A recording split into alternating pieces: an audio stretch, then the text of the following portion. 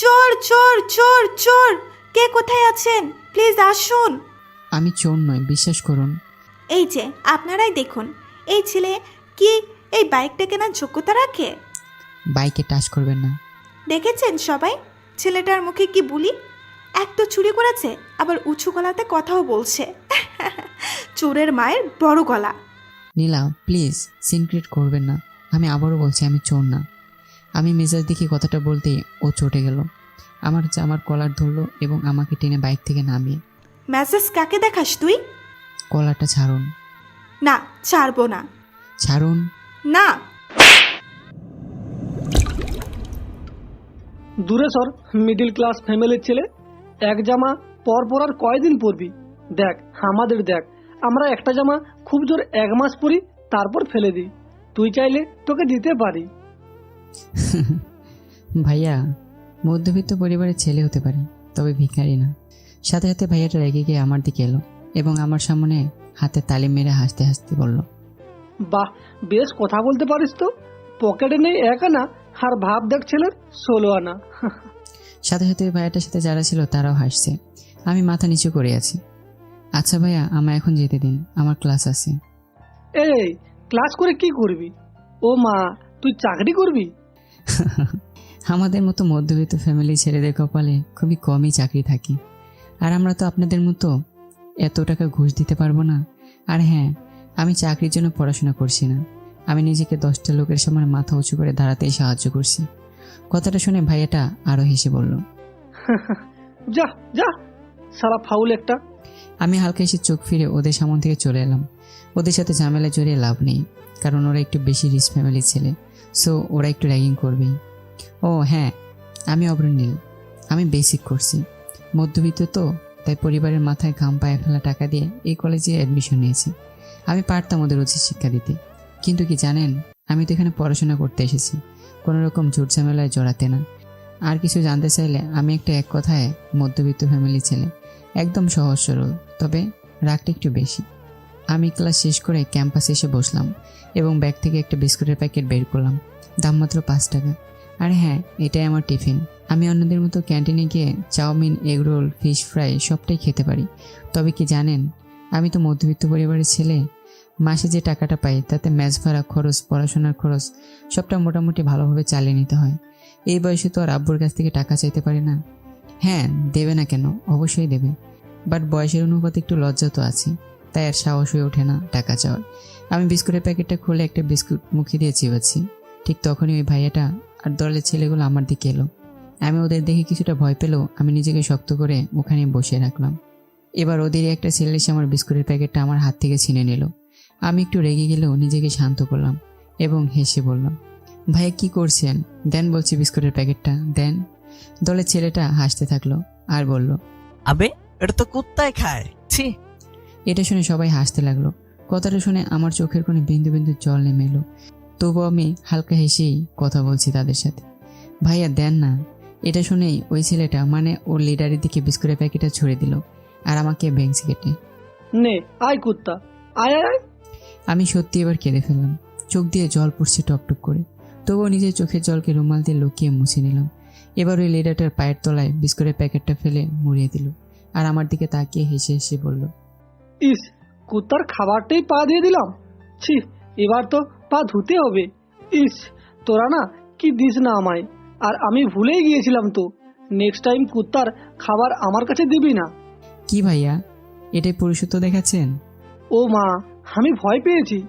ভাইয়া, এভাবে একটা মধ্যবিত্ত ছেলের সাথে ব্যবহার করবেন না প্লিজ। মনে রাখবেন, ওপরওয়ালা বলে কিন্তু একজন আছে, কখনো ক্ষমা করবেন না। আজ আপনারা আমায় কুত্তা হিসেবে তুলনা করলেন, আমি চাইলে আপনাদের কুত্তার থেকেও নিচু জাতের প্রাণীর সাথে তুলনা করতে পারতাম, কিন্তু জানেন তো ভাইয়ারা, আমার মধ্যবিত্ত পরিবার এটা কখনো আমাকে শিক্ষা দেয়নি যে কাউকে নিচে নামানো। সবাই এবার আমার দিকে তাকিয়ে রইল, হয়তো ওরা আমার কথায় মুগ্ধ হয়ে গেছে, বাট না, তারা কিছু সেকেন্ড পরেই আমার দিকে আঙ্গুল তুলে ঠোঁট চেপে হি হি করে হাসতে লাগলো। বিশ্বাস করুন, চোখের জল যেন আর চেপে রাখতে পারছি না। খুব কষ্ট হচ্ছে, খুব নিজেকে এখন ছোট মনে হচ্ছে। আমি কি ভুল করেছি মধ্যবিত্ত পরিবারে জন্মগ্রহণ করে? ছেলেগুলো আমার চোখের সামনে থেকে হাসতে হাসতে চলে গেল। আমি মাথা নিচু করেই কোলে রাখা ব্যাগটার দিকে এইভাবে তাকিয়ে রইলাম। হঠাৎ কে যেন আমার সামনে এসে আমি চোখগুলো মুছে মাথা তুলতে দেখি বেশ সুন্দর একটা মেয়ে, চুলে কালার করা, চোখে কাজল, ঠোঁটে বেশ গাঢ় করে লিপস্টিক এবং এক মুখ ঠোঁটের কোণে হাসি। এই যে শুনছেন, হ্যাঁ বলুন। আমি কি বসতে পারি? হ্যাঁ অবশ্যই। এটা বলে উঠে গেলাম এবং মেয়েটা বসে বলল, কি হলো, আপনি বসবেন না? না, আপনাকে দেখে তো মনে হচ্ছে আপনি কোনো রিচ ফ্যামিলির মেয়ে হবেন, তাই চাই না এই মধ্যবিত্ত পরিবারের ছেলেটা আপনার মতো রিচ ফ্যামিলির এত সুন্দর সুশীল মেয়েটার পাশে বসে এই কলেজে আপনার ইমেজ নষ্ট করুক। মেয়েটা হালকা হেসে আমার দিকে তাকিয়ে বলল, হাজব, এভাবে বলছেন কেন? কারণ আমি যে মধ্যবিত্ত। আচ্ছা, আপনি মধ্যবিত্ত মানলাম, তা এত বলার কি আছে? পরে জানলে আপনি হয়তো আমায় অপমান করবেন। মেয়েটা আবার আমার দিকে তাকিয়ে। তাই নাকি? আমি আর কোনো কথা না বলে সোজা মুখ ফিরিয়ে চলতে লাগলাম। মেয়েটা আমার সামনে দৌড়ে এসে দুহাত জড়িয়ে। এই ছেলে, খুব ভাব নাকি চলে যাচ্ছেন যে? জি, তো কি করবেন? কি করবেন মানে? আমি যখন আপনার সামনে এসে আপনার সাথে কথা বলার ট্রাই করছি আর আপনি চলে যাচ্ছেন? জি, যেতে বাধ্য হচ্ছি। জানেন তো কলেজে সবাই উল্টাপাল্টা ভাবতে পারে। না, ভাববে না ওসব কিছু। আরে আজকাল তো পথে ঘাতে ভাই বোনকেও অন্য চোখে দেখা হয়, আর এটা তো কলেজ। এই, আপনি এমন কেন?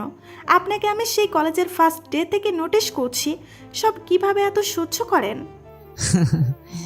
বলে না সবুরের ফল মিঠা হয়, তার জন্য অপেক্ষা করছি। বাহ, বেশ ইন্টারেস্টিং তো। আচ্ছা, আমরা কি ফ্রেন্ড হতে পারি? সরি।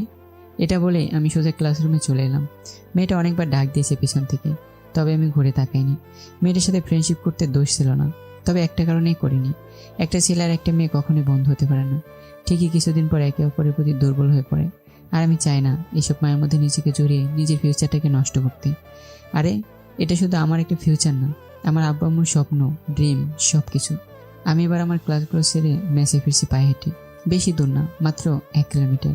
আমরা তো মধ্যবিত্ত, তাই একটু কৃপণ টাইপের দেখাতেই হয়, কারণ আমাদের মতো মধ্যবিত্ত ফ্যামিলির ছেলেরা একটু টাকা পয়সা টিপিয়ে খরচ করা ট্রাই করে। বৈশাখ মাসের আজ পয়লা, বেশ আকাশের রোদ। জামার ভেতরে পড়ে থাকা স্যান্ডো গেঞ্জিটা ভিজে গেছে ঘামেতে, তবুও রাস্তায় হাঁটছি রোদ মুখে। হঠাৎ আমার সাইডে একটা গাড়ি এসে দাঁড়ালো। আমি একবার পিছনে তাকিয়ে আবার চলতে লাগলাম। এবার পিছন থেকে একটা মেয়ের ডাক শুনতে পেয়ে তাকালাম। আরে এটা তো ওই কলেজের মেয়েটা, বড্ড জ্বালাচ্ছে তো, পিছুই ছাড়তে চাইছে না। আমি এবার ওর ডাক শুনে ওর দিকে গম্ভীর হয়ে হনহন করে এগিয়ে গেলাম। ওর কাছে আসতে মেয়েটা বলল, কি শুনতে পান না নাকি? খুব ভাব, তাই না? আমি মাথা নিচু করে নিজের রাগ কন্ট্রোলে এনে, না তেমন কিছু না, তবে আমায় কেন আপনি ফলো করছেন? আমি তো বলেই দিয়েছি আমি আপনার সাথে ফ্রেন্ডশিপ করতে পারবো না। মেয়েটা এবার কেমন একটা মায়াবী লুক নিয়ে আমার দিকে তাকালো, আর কাস্তের ফালির মতো চাঁদ মুখ ভরা হাসিতে। করুন না ফ্রেন্ডশিপ, প্রবলেম কি? এটা বলে মাথা নিচু করে নিল। আমি মেয়েটার এরকম একটা পরিস্থিতি দেখে নিজেকে বড্ড ছোট মনে করতে লাগলাম। এমন একটা মেয়ের সাথে আমি এমন ব্যবহার করছি, বোধহয় এটা আমি ঠিক করছি না। আমি এবার মাথা তুলে ওই মেয়েটার দিকে তাকিয়ে বললাম, ওকে, এত করে যখন বলছেন তো আমি ফ্রেন্ড হতে রাজি আছি। মেয়েটা এবার খুশিতে আমার দিকে হাত বাড়িয়ে দিল, আর আমিও হাত বাড়িয়ে ওর হাতে চেপে ধরলাম। মেয়েটা এবার হাতটা আমায় ছেড়ে দিয়ে হাসতে হাসতে, এই বোতলটাতে হাত ধুতে হবে। আমি কথাটা শুনে অবাক, কাকে কি বলছে? এবার দেখি গাড়ি থেকে সেই ভাইয়াগুলো নামলো এবং বোতলটা মেয়েটার হাতে এগিয়ে দিয়ে, নীলা, তুই গ্রেট। মালটাকে কি রকম বোকা বানালি বল। এসব আমার বাম হাতের খেল, বুঝলি তো রাহাত? আমি এবার নীলার দিকে তাকিয়ে আছি। তার মানে এসব একটা প্ল্যান ছিল। নীলা এবার হাত ধুতে ধুতে বলল, এই রাহাত, বেশি করে পানি দে। দেখেছিলিস না, একজন মিডল ক্লাস ফ্যামিলির ছেলের হাত স্পর্শ করেছিলাম, ওয়াক্থু বমি আসছে। তোরা না কি করিস?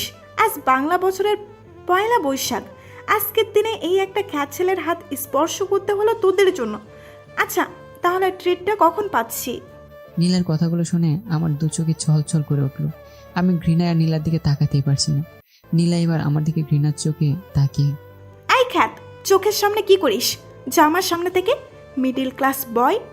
আমি এবার মুখ ফুরিয়ে চোখ মুছতে মুছতে চলতে লাগলাম। শত কষ্ট বুকের মাঝে আঁকড়ে ধরে আর পিছন থেকে তাকিয়ে হালকা হেসে। নীলা ম্যাম, কখনো মধ্যবিত্ত ফ্যামিলিতে জন্ম নিয়ে দেখেন বাস্তবতাটা কতটা কঠিন, সেটা আপনাকে তিলে তিলে শিখিয়ে দেবে। আর আমি নীলাদের দিকে একটাবারও তাকাইনি। সোজা রাস্তায় পথ চলতে শুরু করলাম। অবশেষে মেসে এসে পৌঁছালাম। ব্যাগটা নামিয়ে ওয়াশরুমে গেলাম। চোখে মুখে পানির ছিটা নিয়ে আয়নার দিকে তাকিয়ে নিজের মুখটাকে দেখছি। আগে থেকে বদলে গেছি অনেকটা। যখন বাসায় থাকতাম এতটা আমাকে শুকনো দেখাতো না। এলোমেলো চুলগুলো ঠিক করে ফ্রেশ হয়ে রুমে এলাম এবং বিছানায় গা হেলাতেই দেখি আম্মু কল দিয়েছে। আমি ফোনটা রিসিভ করে, হ্যাঁ আম্মু বলো। কি করিস? এই তো আম্মু, কলেজ থেকে ফিরলাম। ও আচ্ছা, কিছু খেয়েছিস? আমি শুধু এই কলেজে মাত্র একটা বিস্কুটই খেয়েছি, তারপর আর এখনো কিছুই মুখে তোলা হয়নি। আম্মুকে সত্যিটা বললে আম্মু চিন্তা করবে আর অনেক কষ্ট পাবে। যতই হোক আম্মু তো, সে নিজে না খেয়ে আমাকে খাইয়ে দিত, আর আজ যখন শুনবে আমি না খেয়ে আছি এখনো, সে তো কষ্ট পাবেই। তাই আমি হালকা হেসে, জি আম্মু আজ মাংস ভাত খেয়েছি। ও আচ্ছা। জি আম্মু। আচ্ছা আব্বু কোথায়, কেমন আছেন? হ্যাঁ ভালো আছে, আর একটু আগে যেন কোথায় বের হলো। ও বলছি টাকা পাঠাতে হইবে। হ্যাঁ আম্মু, তবে কি তবে? টাকা কোথায় পাবে? তোর আব্বুরা স্যালারি ডেট। ও আচ্ছা, না আম্মু লাগবে না, আমার কাছে যথেষ্ট টাকা আছে। কি বলিস, এই তো নতুন মাস শুরু। ও আম্মু, এটা বাংলা মাসের শুরু, আর তোমরা তো ইংরেজি মাসের 1 তারিখে টাকা পাঠিয়েছো। আচ্ছা আম্মু, আমি এখন রাখি, আমার টিউশন আছে। আচ্ছা। এবার আমি কলটা কেটে দিলাম। প্যান্টের পকেট থেকে মানিব্যাগটা বের করে দেখলাম মাত্র 1000 টাকা পড়ে আছে। তা থেকে টিউশন মাইনে 700 টাকা দিলে থাকবে আর 300 টাকা। এখনো মাসের 15টা দিন বাকি, কিভাবে চালাবো কিছুই বুঝতে পারছি না। হ্যাঁ, এটাকেই বলে মধ্যবিত্ত ফ্যামিলির একটা ছেলের জীবন কাহিনী। কখনো সে সন্তুষ্ট হতে পারেনি, তবুও সে মানিয়ে নেয়। এই ভেবে সে একজন মধ্যবিত্ত পরিবারের ছেলে। মেসে দেওয়া সকালের ভাতগুলো এখনও ঢাকা দেওয়া আছে, দুপুরে তো খাবার দেয়নি। আমি আজ দুপুরে না খেয়ে থাকতে পারি না, তাই সকালের খাবার আমি কলেজ থেকে এসে খাই। খাবারগুলো তাড়াতাড়ি নাকে চোখে গুজে টিউশনের উদ্দেশ্যে রওনা দিলাম। কাঁধে ব্যাগ নিয়ে রাস্তার সাইডে সাইডে হাঁটছি আর ভাবছি কখনো কি সত্যি করতে পারবো আমার স্বপ্নগুলোকে, আমার আব্বু আম্মুর স্বপ্নগুলোকে। মধ্যবিত্ত ছেলে মেয়েদের না একটা বড় প্রবলেম, তারা ছোট্ট সংসারে থেকেও একদিন বড় হওয়ার স্বপ্ন দেখে। হ্যাঁ, স্বপ্ন দেখে নিজের আব্বু আম্মুকে খুশি রাখার, স্বপ্ন দেখে একটা ভালো বাইক কেনার, স্বপ্ন দেখে একটা বাড়ি কেনার। তবে কি জানেন তো, বেশিরভাগ মধ্যবিত্ত পরিবারের ছেলেমেয়েগুলোই স্বপ্ন সত্যি হওয়ার কিছু আগেই তাদের এগিয়ে যেতে বাধা দেয় এই সমাজ। সমাজ বলে কি হবে, আমাদের মতো ফ্যামিলির এত পড়াশোনা শিখে তো 2 দিন পর বেকার হয়ে কোনো না কারখানার শ্রমিক হিসেবে খাটতে হবে। আর এসব শুনেই আমাদের প্যারেন্টসরা পিছু পায়ে আসতে বাধ্য হয়। আমাদের মধ্যবিত্ত ফ্যামিলির বড় প্রবলেম টাকা। আমাদের সেভিংস বলতে তেমন কিছু হয় না। মাসের শেষে মাইনে পেতে না পেতে কোথায় ইলেকট্রিক, কোথায় পানির টাকা, কোথায় মুদির টাকা, কোথায় ছেলেমেয়েদের টিউশন, স্কুল ফিস। মধ্যবিত্ত ফ্যামিলির বাবা হওয়াটা অনেক কষ্টের এবং কঠিন ব্যাপার। হ্যাঁ, আমি একজন মধ্যবিত্ত ফ্যামিলির বাবার ছেলে। আমি জানি আব্বু আমাদের জন্য কীরূপ কষ্ট করে টাকা উপার্জন করে। স্যালুট আব্বু তোমায়, নিজে এত কষ্ট পেয়েও নিজের কষ্ট লুকিয়ে আমাদের মুখে হাসি ফোটাও। আর জানেন তো, এরাই দিন শেষে আমাদের মতো কিছু বকাটে ছেলের বাবা হয়ে তাদের থেকে মুখ্য ঝামেলাটা সহ্য করতে হয়। সত্যিই আমাদের 4 দেয়ালে ঘেরা মধ্যবিত্ত সমাজটা বড়ই কঠিন। বাস্তবে প্রেমে মধ্যবিত্ত পরিবারগুলো প্রতিদিনই নিয়মিত স্বপ্ন দেখেই থাকে, কিন্তু বাস্তব হয়ে ওঠে না, কারণ প্রেমের একদিকটা স্বপ্ন আর বিপরীত দিকটা বাস্তব। এসব ভাবতে ভাবতে মাথা নিচু করে যাচ্ছি, হঠাৎ লক্ষ্য করলাম একটা বাইক শোরুম। আজ না, প্রতিদিনই লক্ষ্য করি, শুধু একটা কারণেই, কাছের ওদিকে একটা কেটিএম বাইক রাখা আছে। প্রতিদিন দেখি আর ভাবি, ইনশাল্লাহ একদিন এই শোরুম থেকে এই বাইকটা নিয়ে যাব। আমাদের মতো মধ্যবিত্ত ফ্যামিলির ছেলেগুলো বাইক চালানোর ঠিক শুরু হয় অন্যের বাইক দিয়ে, সেটা ফ্রেন্ডের হোক কিংবা রিলেটিভের। হ্যাঁ, আমাদের তেল ভরে বাইক চালানো শিখতে হয়েছে। এখন আমার মনে আছে, কিছুক্ষণ বাইকটার দিকে তাকিয়ে রইলাম, আর একটা লম্বা শ্বাস ফেলে আবার পথ চলতে শুরু করলাম। টিউশনের কাছাকাছি এসে আমি রোমানের জন্য ওয়েট করতে লাগলাম। ও হ্যাঁ, আপনাদের তো বলাই হয়নি, আমার বেস্ট ফ্রেন্ড রোমান। শুনেছি নাকি ওর আব্বু বেশ অনেক টাকা। আমি ওর আসার অপেক্ষায় দূর থেকে তাকিয়ে রইলাম। কিছুক্ষণ পর দেখি রোমান একটা নতুন বাইক নিয়ে এগিয়ে আসছে। আমি সামনে এসে দাঁড়াতে আমি থমকে গেলাম এবং আমি ওর বাইকটার দিকে তাকিয়ে রইলাম কিছুক্ষণ। আরে, এটাই তো আমার ড্রিম বাইক, কেটিএম আরসি। দেখে মনটা ভরে যাচ্ছে। আমি বাইকের দিকে তাকাতেই, ও মা, ওয়াও মাম্মা, কার বাইক এটা? আমার। কত দাম নিল? আমি রোমানের দিকে না তাকিয়ে বাইকের চারদিকে দেখতে লাগলাম। বেশি না দোস্ত, 2,80,000 টাকা। আমি টাকার অঙ্কটা শুনতেই থমকে গেলাম। এত বেশি দাম বাইকটার? হয়তো আমি আর নিতে পারবো না। আমি রোমানের দিকে না তাকিয়ে, দোস্ত এতগুলো টাকা তুই কই পেলি? আব্বু দিয়েছে। ও আচ্ছা, তোর আব্বু কত ভালো রে। আরে ভালো না কচু, আজ 7 দিন না খেয়ে থাকার পরে অবশেষে আমার শখটা পূরণ করলো। খুব ভাগ্যবান ভাই তুই, এমন বাবা মা পেয়ে। তোর জন্য তোর পিছনে কোনো কারণ ছাড়াই লাখ লাখ টাকা উড়িয়ে দিল। আমাদের ফ্যামিলির আত্মসম্মান বা মান সম্মানটা ঠিক আমাদের আব্বুর আয়ের উপর নির্ভরশীল। যার যত বেশি আয় তার তত বেশি সম্মান। কথাটা শুনতে খারাপ হলেও বাস্তব কথাটা। নিজেকে এখন বড্ড লোভী মনে হচ্ছে। যদি আমি রোমানের মতো একটা পরিবারের ছেলে হতাম, তাহলে আমি আজ এরকম একটা স্বপ্নের বাইকে চেপে এদিক ওদিক ঘুরে বেড়াতাম। এটা বাস্তব ব্রো, স্বপ্নে যাস না। হ্যাঁ ভাই, আমার মতো কিছু মধ্যবিত্ত পরিবারের ছেলে আছে যারা না খেয়ে শুধুমাত্র তাদের ড্রিম বাইকের জন্য একটু একটু করে টাকা জমাচ্ছে বা জমি অনেকে কিনেওছে। যারা জমাচ্ছে বা জমি কিনেছে তাদের মুখগুলো একবার দেখতে চাই কমেন্ট বক্সে। আমি আর বাইকটিকে স্পর্শ না করে থাকতে পারলাম না। যতই হোক, ড্রিম বাইক তো একটা শখের জিনিস, কখনো এতটা কাছে এলে তাকে হাতছাড়া করতে পারবো না। তাই হাতে দিতে দেখতে থাকলাম। আর পাশে থাকা একটা ছেলে আমার দিকে তাকিয়ে বলল, তুই কি করছিস? তুই জানোস কত দাম বাইকটার? কিনে হাত দিস, যোগ্যতা আছে কেনার? ওই বাইকটা তোর? আরে রোমান, তোর বাইক, তুই দাঁড়িয়ে আছিস, কিছু তো বল। আমি ওই ছেলেটার কথা আমার কানে আসা মাত্রই আমি হাতটা সরিয়ে নিলাম আর রোমানের সাইডে। সরি মামা, ভুল হয়ে গেছে। ওই বাইকটার মালিক এখন আমি, তুই বলার কে? ও হাত দিবে কিনা চালাবে সেটা আমার ব্যাপার, তুই কে রে? আমি কোনো কথা না বলে দাঁড়িয়ে আছি। বাইকটা থেকে চোখ সরাতেই পারছি না। মনে হচ্ছে একবার চাপড়ে ধরি। শালা আমাদের মতো মধ্যবিত্ত ফ্যামিলি ছেলেরা হয়তো জিএফের থেকেও বেশি শখের বাইকটাই বেশি ভালোবাসে। কষ্টের জিনিস তো, তার উপর আবার শখেরও জিনিস। রোমান আমার কাঁধে হাতটা রাখলো আর আমার সামনে বাইকের চাবি তুলে দিল। যা চালিয়ে আয়। তুই না বলেছিলি তোর কেটিএম বাইক চালানোর খুব শখ? আমি রোমানের এই কথাটা শুনে পড়ে অবাক হয়ে গেলাম এবং চোখের কোণে কিছু বিন্দু বিন্দু জল জমা এলো। এটা দেখে রোমান বলল, এই শালা কান্না করছিস কেন? আরে না দোস্ত, চোখে কিছু একটা পড়ে গেছে হয়তো। ও যা চালিয়ে আয়। আমি সাথে সাথে রোমানকে জড়িয়ে ধরলাম। থ্যাঙ্কস দোস্ত। আমি এবার রোমানের হাত থেকে চাবিটা নিয়ে বাইকে লাগালাম এবং বাইকে উঠে বাইকটার চারদিকে দেখতে লাগলাম। পুরোটা স্বপ্নের মতো মনে হচ্ছে। আমি রোমানের দিকে তাকিয়ে হালকা হেসে, দোস্ত আমার কেমন জানি লাগছে রে। খুব ভালো লাগছে? এই দোস্ত, গোটা কত পিক তুলে দে না আমার। এই যে এখন বাইকে বসে আছি। রোমান হেসে হেসে বলল, আবে পিক তুলে কি করবি? ফেসবুকে দেব আর মাঝে মাঝে দেখবো নিজেকে। রোমান এবার আমার কাছে এসে আমার মাথায় একটা চাটি মেরে, আমি কি মরে গেছি? পরে তুলে দেবো, এখন যা একটু চালা, স্যার এসে যাবে এখনই। আমি এবার খুশি চোটে, ও হ্যাঁ তাই তো, এটা বলেই সেলফটা টিপে ধরলাম এবং বাইকটা স্টার্ট হওয়া মাত্রই বুকটা কেমন কেঁপে উঠলো। ওহ, কি শান্তি লাগছে। তারপরেই মনে হলো এত টাকার বাইক, তাও আবার নতুন, যদি চালাতে গিয়ে কোনো রকম দুর্ঘটনা ঘটে। তাই আমি বাইকের স্টার্ট থামিয়ে দিলাম। আর এটা দেখে রোমান বলল, কি হলো, চালাবি না? না দোস্ত, কেন? না মানে এত টাকার বাইক যদি কিছু হয়ে যায়। আর জানিস তো দোস্ত, আমার ফ্যামিলি ব্যাকগ্রাউন্ড, আমার ফ্যামিলির বছরের পুরো আয়তেও এই বাইকটার দাম হয়ে উঠবে না। রোমান আমার কথা শুনে অতিরিক্ত চটে গেল এবং আমার গালে একটা থাপ্পড় বসিয়ে দিয়ে, ওই অব্র, আমি তোকে কখনো খারাপ চোখে দেখেছি? আমি কিছু দিতে চাইলেও তুই নিতে চাস না। আজ যখন তোকে বাইকটা চালানোর জন্য বলতেছি, আজও বলতেছি এসব কথা। আচ্ছা, আমাকে কি তোর ফ্রেন্ড মনে হয় না? হ্যাঁ অবশ্যই হয়, কিন্তু দোস্ত। কোনো কিন্তু না।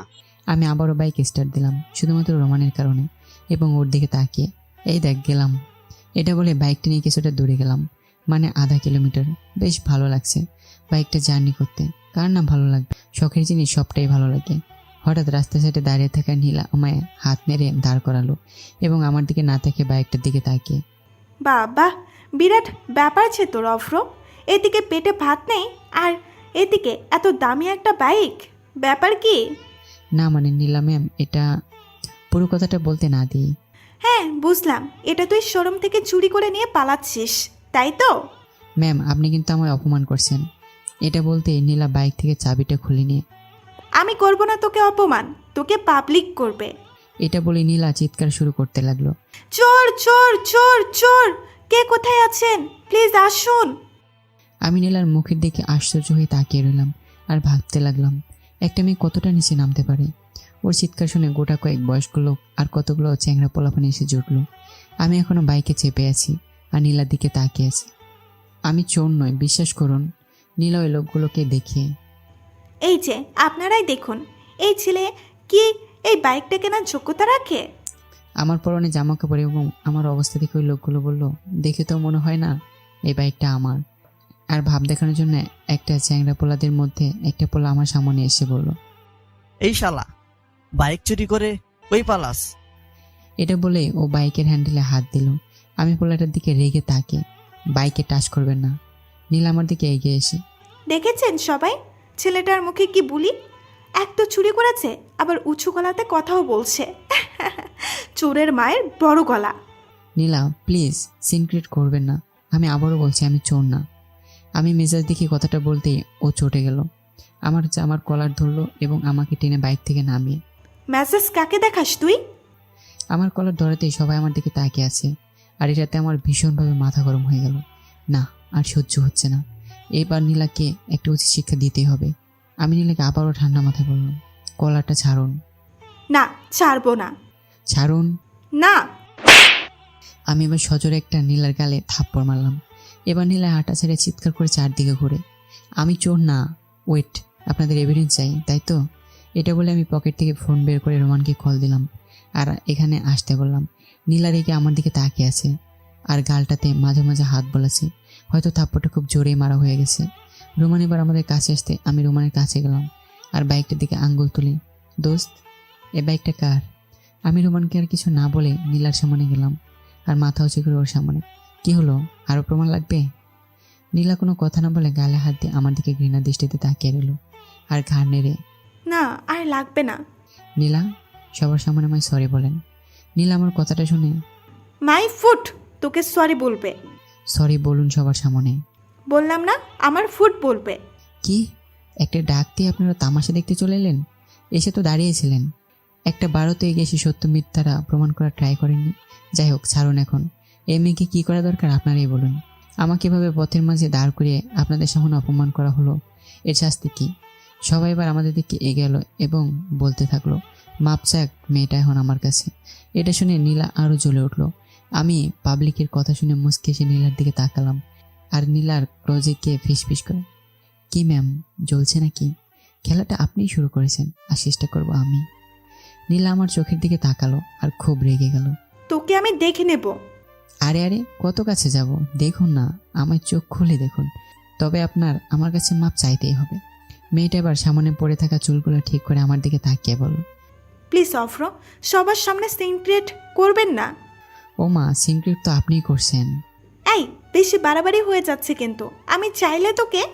হ্যাঁ, আমাকে বদনাম করবেন তো করুন না, শকুনের অভিশাপে কি আর গরু মরে? নীলা রেগে মাটিতে লাথি মারতে লাগলো আর আমি আবারও চিৎকার করে, কি হলো, আপনাদের বিচার কোথায়? এখনো তো আমায় এই মেয়ে সরি বললো না। আমার কথা শুনে সবাই আমার পাশে দাঁড়ালো এবং নীলাকে বলল, এই মেয়ে, ভুল করেছো তুমি, ক্ষমা চাবের থেকে কি হলো, মাফ চাও। একে তো ভুল করেছো, আবার মাফও চাইতে চাইছো না, এটা কি রকম শিক্ষা পরিবারের? আরও অনেক কিছু পাবলিক বলতে লাগলো। নীলা অবশেষে সেগুলো শুনতে না পেরে দোকানে হাত দিয়ে। স্টুপিড। আমি নীলার সামনে এখনো দাঁড়িয়ে আছি আর সবার মুখের সামনেই, ও হ্যালো ম্যাম, এটা আপনার বাসা না, এটা পাবলিক প্লেস, সো এখানে আপনার কেউ মেজাজ সহ্য করবে না। নীলা বড্ড বেশি রেগে গেছে, গোটা মুখটা লাল হয়ে গেছে আর সাপের মতো ঘুষতে ঘুষতে বলল, ওকে সরি, মাফ করবেন আমায়। আমার পরিবার আমায় এটা নিশ্চয়ই শিক্ষা দিয়েছেন, কেউ ভুল করলে তাকে মাফ করে দেওয়ার। নীলার একটা কথা না বলে সোজা চলতে শুরু করলো। আমি এবার পিছন থেকে, এই যে নীলা ম্যাম, এটা শোনা মতোই নীলা দাঁড়িয়ে গেল এবং আমি ওর সামনে যেতে নীলা আমার দিকে তাকিয়ে, জানি আমার থেকে এখন তুই ক্ষমা চাইতে এসেছিস। আরে লেভেল দেখতে হবে তো, কোথায় আমি এই শহরের টপ বিজনেসম্যানের মেয়ে আর কোথায় তুই একজন মিডল ক্লাস ফালতু বয়। হঠাৎ ঝোড়ো হাওয়া বইতে শুরু করলো। আমার মাথার লম্বা চুলগুলো এলোমেলো হয়ে যাওয়াতে আমি ওগুলোকে ঠিক ঠিক করতে করতে নীলার দিকে হাসি মুখে, শোনেন ম্যাম, আপনি বিজনেসম্যানের মেয়ে নাকি কোনো মন্ত্রীর মেয়ে সেটা আমি জানতে চাই না একবারও। বাপের নাম না নিয়ে নিজের নাম কামান। বাপের নামটা দিয়ে সব জায়গায় চালিয়ে দেওয়াটা শুধুমাত্র ফুটানি বলে, কোনো রকম যোগ্যতা না। বাপের টাকায় সবাই এনজয় করতে পারে, বাট যখন কামাতে শিখবেন তখন বুঝবেন একটা শিখিরও কতটা মূল্য। আর হ্যাঁ, আমি আপনাকে সরি টরি বলতে আসিনি, আর আপনিও এর যোগ্যও নন। আমি এসেছি আপনার হাতে থাকা বাইকের চাবি টানতে, দিলে খুব খুশি হতাম। এটা শুনে চুলগুলো মাথার মাঝে রাখলাম আর মুখে আবারও হাসি আনলাম। এসব মেয়েকে হাত দিয়ে নয়, হাসি মুখে জব্দ করা যায়। অনেক সহ্য করেছি, আর না নীলা ম্যাম। বুকের পাঁজর দিয়ে শেষ পর্যন্ত লড়বে এবার। নীলা এবার তড়িঘড়িতে আমার হাতে বাইকের চাবিটা দিয়ে আমার দিকে তাকিয়ে, রাস্কেল। Thank you ma'am. মেয়েটা আরও রেগে আমার সামনে থেকে চলে গেল। আমি এবার বাইকের চাবিটা নিয়ে রোমানকে গিয়ে দিলাম। টিউশন সেরে মেসে ফিরছি, বড্ড ক্ষুধা লেগেছে। যাই 10 টাকার ফুচকা খাই। তখনই মনটা বলে উঠলো 10 টাকার ফুচকা খেলে 300 টাকার থেকে 10 টাকা কমে যাবে তো। কিন্তু পেট তো কথা শুনছে না, খুবই ক্ষুধা লাগছে। তাই আমি ফুচকার দোকানে গিয়ে 10 টাকার ফুচকার প্লেটটা নিয়ে সাইডে দাঁড়িয়ে দাঁড়িয়ে ফুচকা খাচ্ছি। কোথা থেকে যেন নীলা আমার সামনে এলো আর আমার সামনে দাঁড়িয়ে হাসি মুখে বলতে লাগলো, কি হলো, একাই খাচ্ছেন যে? আমি যে সামনে আছি, আমায় খাইয়ে দেবেন না? নীলার হাসি মুখে কথাগুলো শুনে আমার কেমন যেন একটু সংশয় হতে লাগলো। আমি আবারও ওর দিকে তাকিয়ে, আর ইউ সিরিয়াস? আর আমি আপনাকে কেন ফুচকা খাওয়াতে যাবো? আরে বাবা, ফুচকার দামটা আমি না হয় দেব, এতটা চড়ছেন কেন? সরি, আপনাকে দেওয়া লাগবে না। আর হ্যাঁ, আমার কাছে যথেষ্ট টাকা আছে, আমি দিতে পারবো। এটা বলে আমি সব ফুচকাগুলো খেয়ে টাকা মিটিয়ে পথ চলতে শুরু করলাম। কিন্তু নীলা তো আমার পিছুই ছাড়ছে না। আমি এটা নোটিশ করে হাত গুটিয়ে দাঁড়ালাম রাস্তার সাইডে, এবং নীলা আমার সামনে আসতেই, প্রবলেম কি, আমার পিছু নিয়েছেন কেন? কেন, পিছু বুঝি নিতে পারি না? না আচ্ছা, আমার একটা হেল্প করবেন? না, পারবো না। আমার মতো মধ্যবিত্ত ছেলেদের কাছে কি হেল্প লাগবে শুনি? না মানে, শুনলাম আপনার হ্যান্ড রাইটিং খুবই সুন্দর, তাই যদি আপনি আমার বফের জন্য একটা লাভ লেটার লিখে দেন তো আমি খুব খুশি হব। সরি, আমি পারবো না, আমার অনেক কাজ আছে। এটা বলে আমি চলতে শুরু করলাম। নীলা আমার সামনে এসে বারে বারে রিকোয়েস্ট করতে থাকলো, আর এটা আমার মনকে গলিয়ে দিতে বাধ্য হলো। আচ্ছা, পেন আর কাগজ দেন, আর বলুন কি লিখতে হবে। ওকে, লিখুন। ওহে প্রিয়, তোমায় যেদিন প্রথম দেখেছি সেই দিনই কেমন তোমার ওই মায়াবী দু চোখের প্রেমে পড়ে গেছি। তোমায় ছাড়া সারাদিন কিছু ভাবতে পারি না। তোমায় আমার দু চোখের সামনে রাখতে ইচ্ছে করে সব সময়, কিন্তু ভয়ে তোমায় বলতে পারছি না। তোমায় বুকের মাঝে রাখবো সব সময়, খুব যত্ন সহকারে। যদি তুমি চাও, বুকের ওই কার্নিশে তোমার জন্য একটা পার্মানেন্ট জায়গাও করে দেব। তুমি আমার জীবনে এলে আমার অন্ধকার জীবনে নতুন এক আলোর সুভাষ পাবে। তোমায় আমি হারাতে চাই না। আমি তোমার সমুদ্রের কিনারা হতে চাই, আর তুমি সমুদ্রের ঢেউ। তোমার ঢেউ যতটা আসবে ততবারই আমার সমুদ্র কিনারার বুকে এসে স্পর্শ করবে।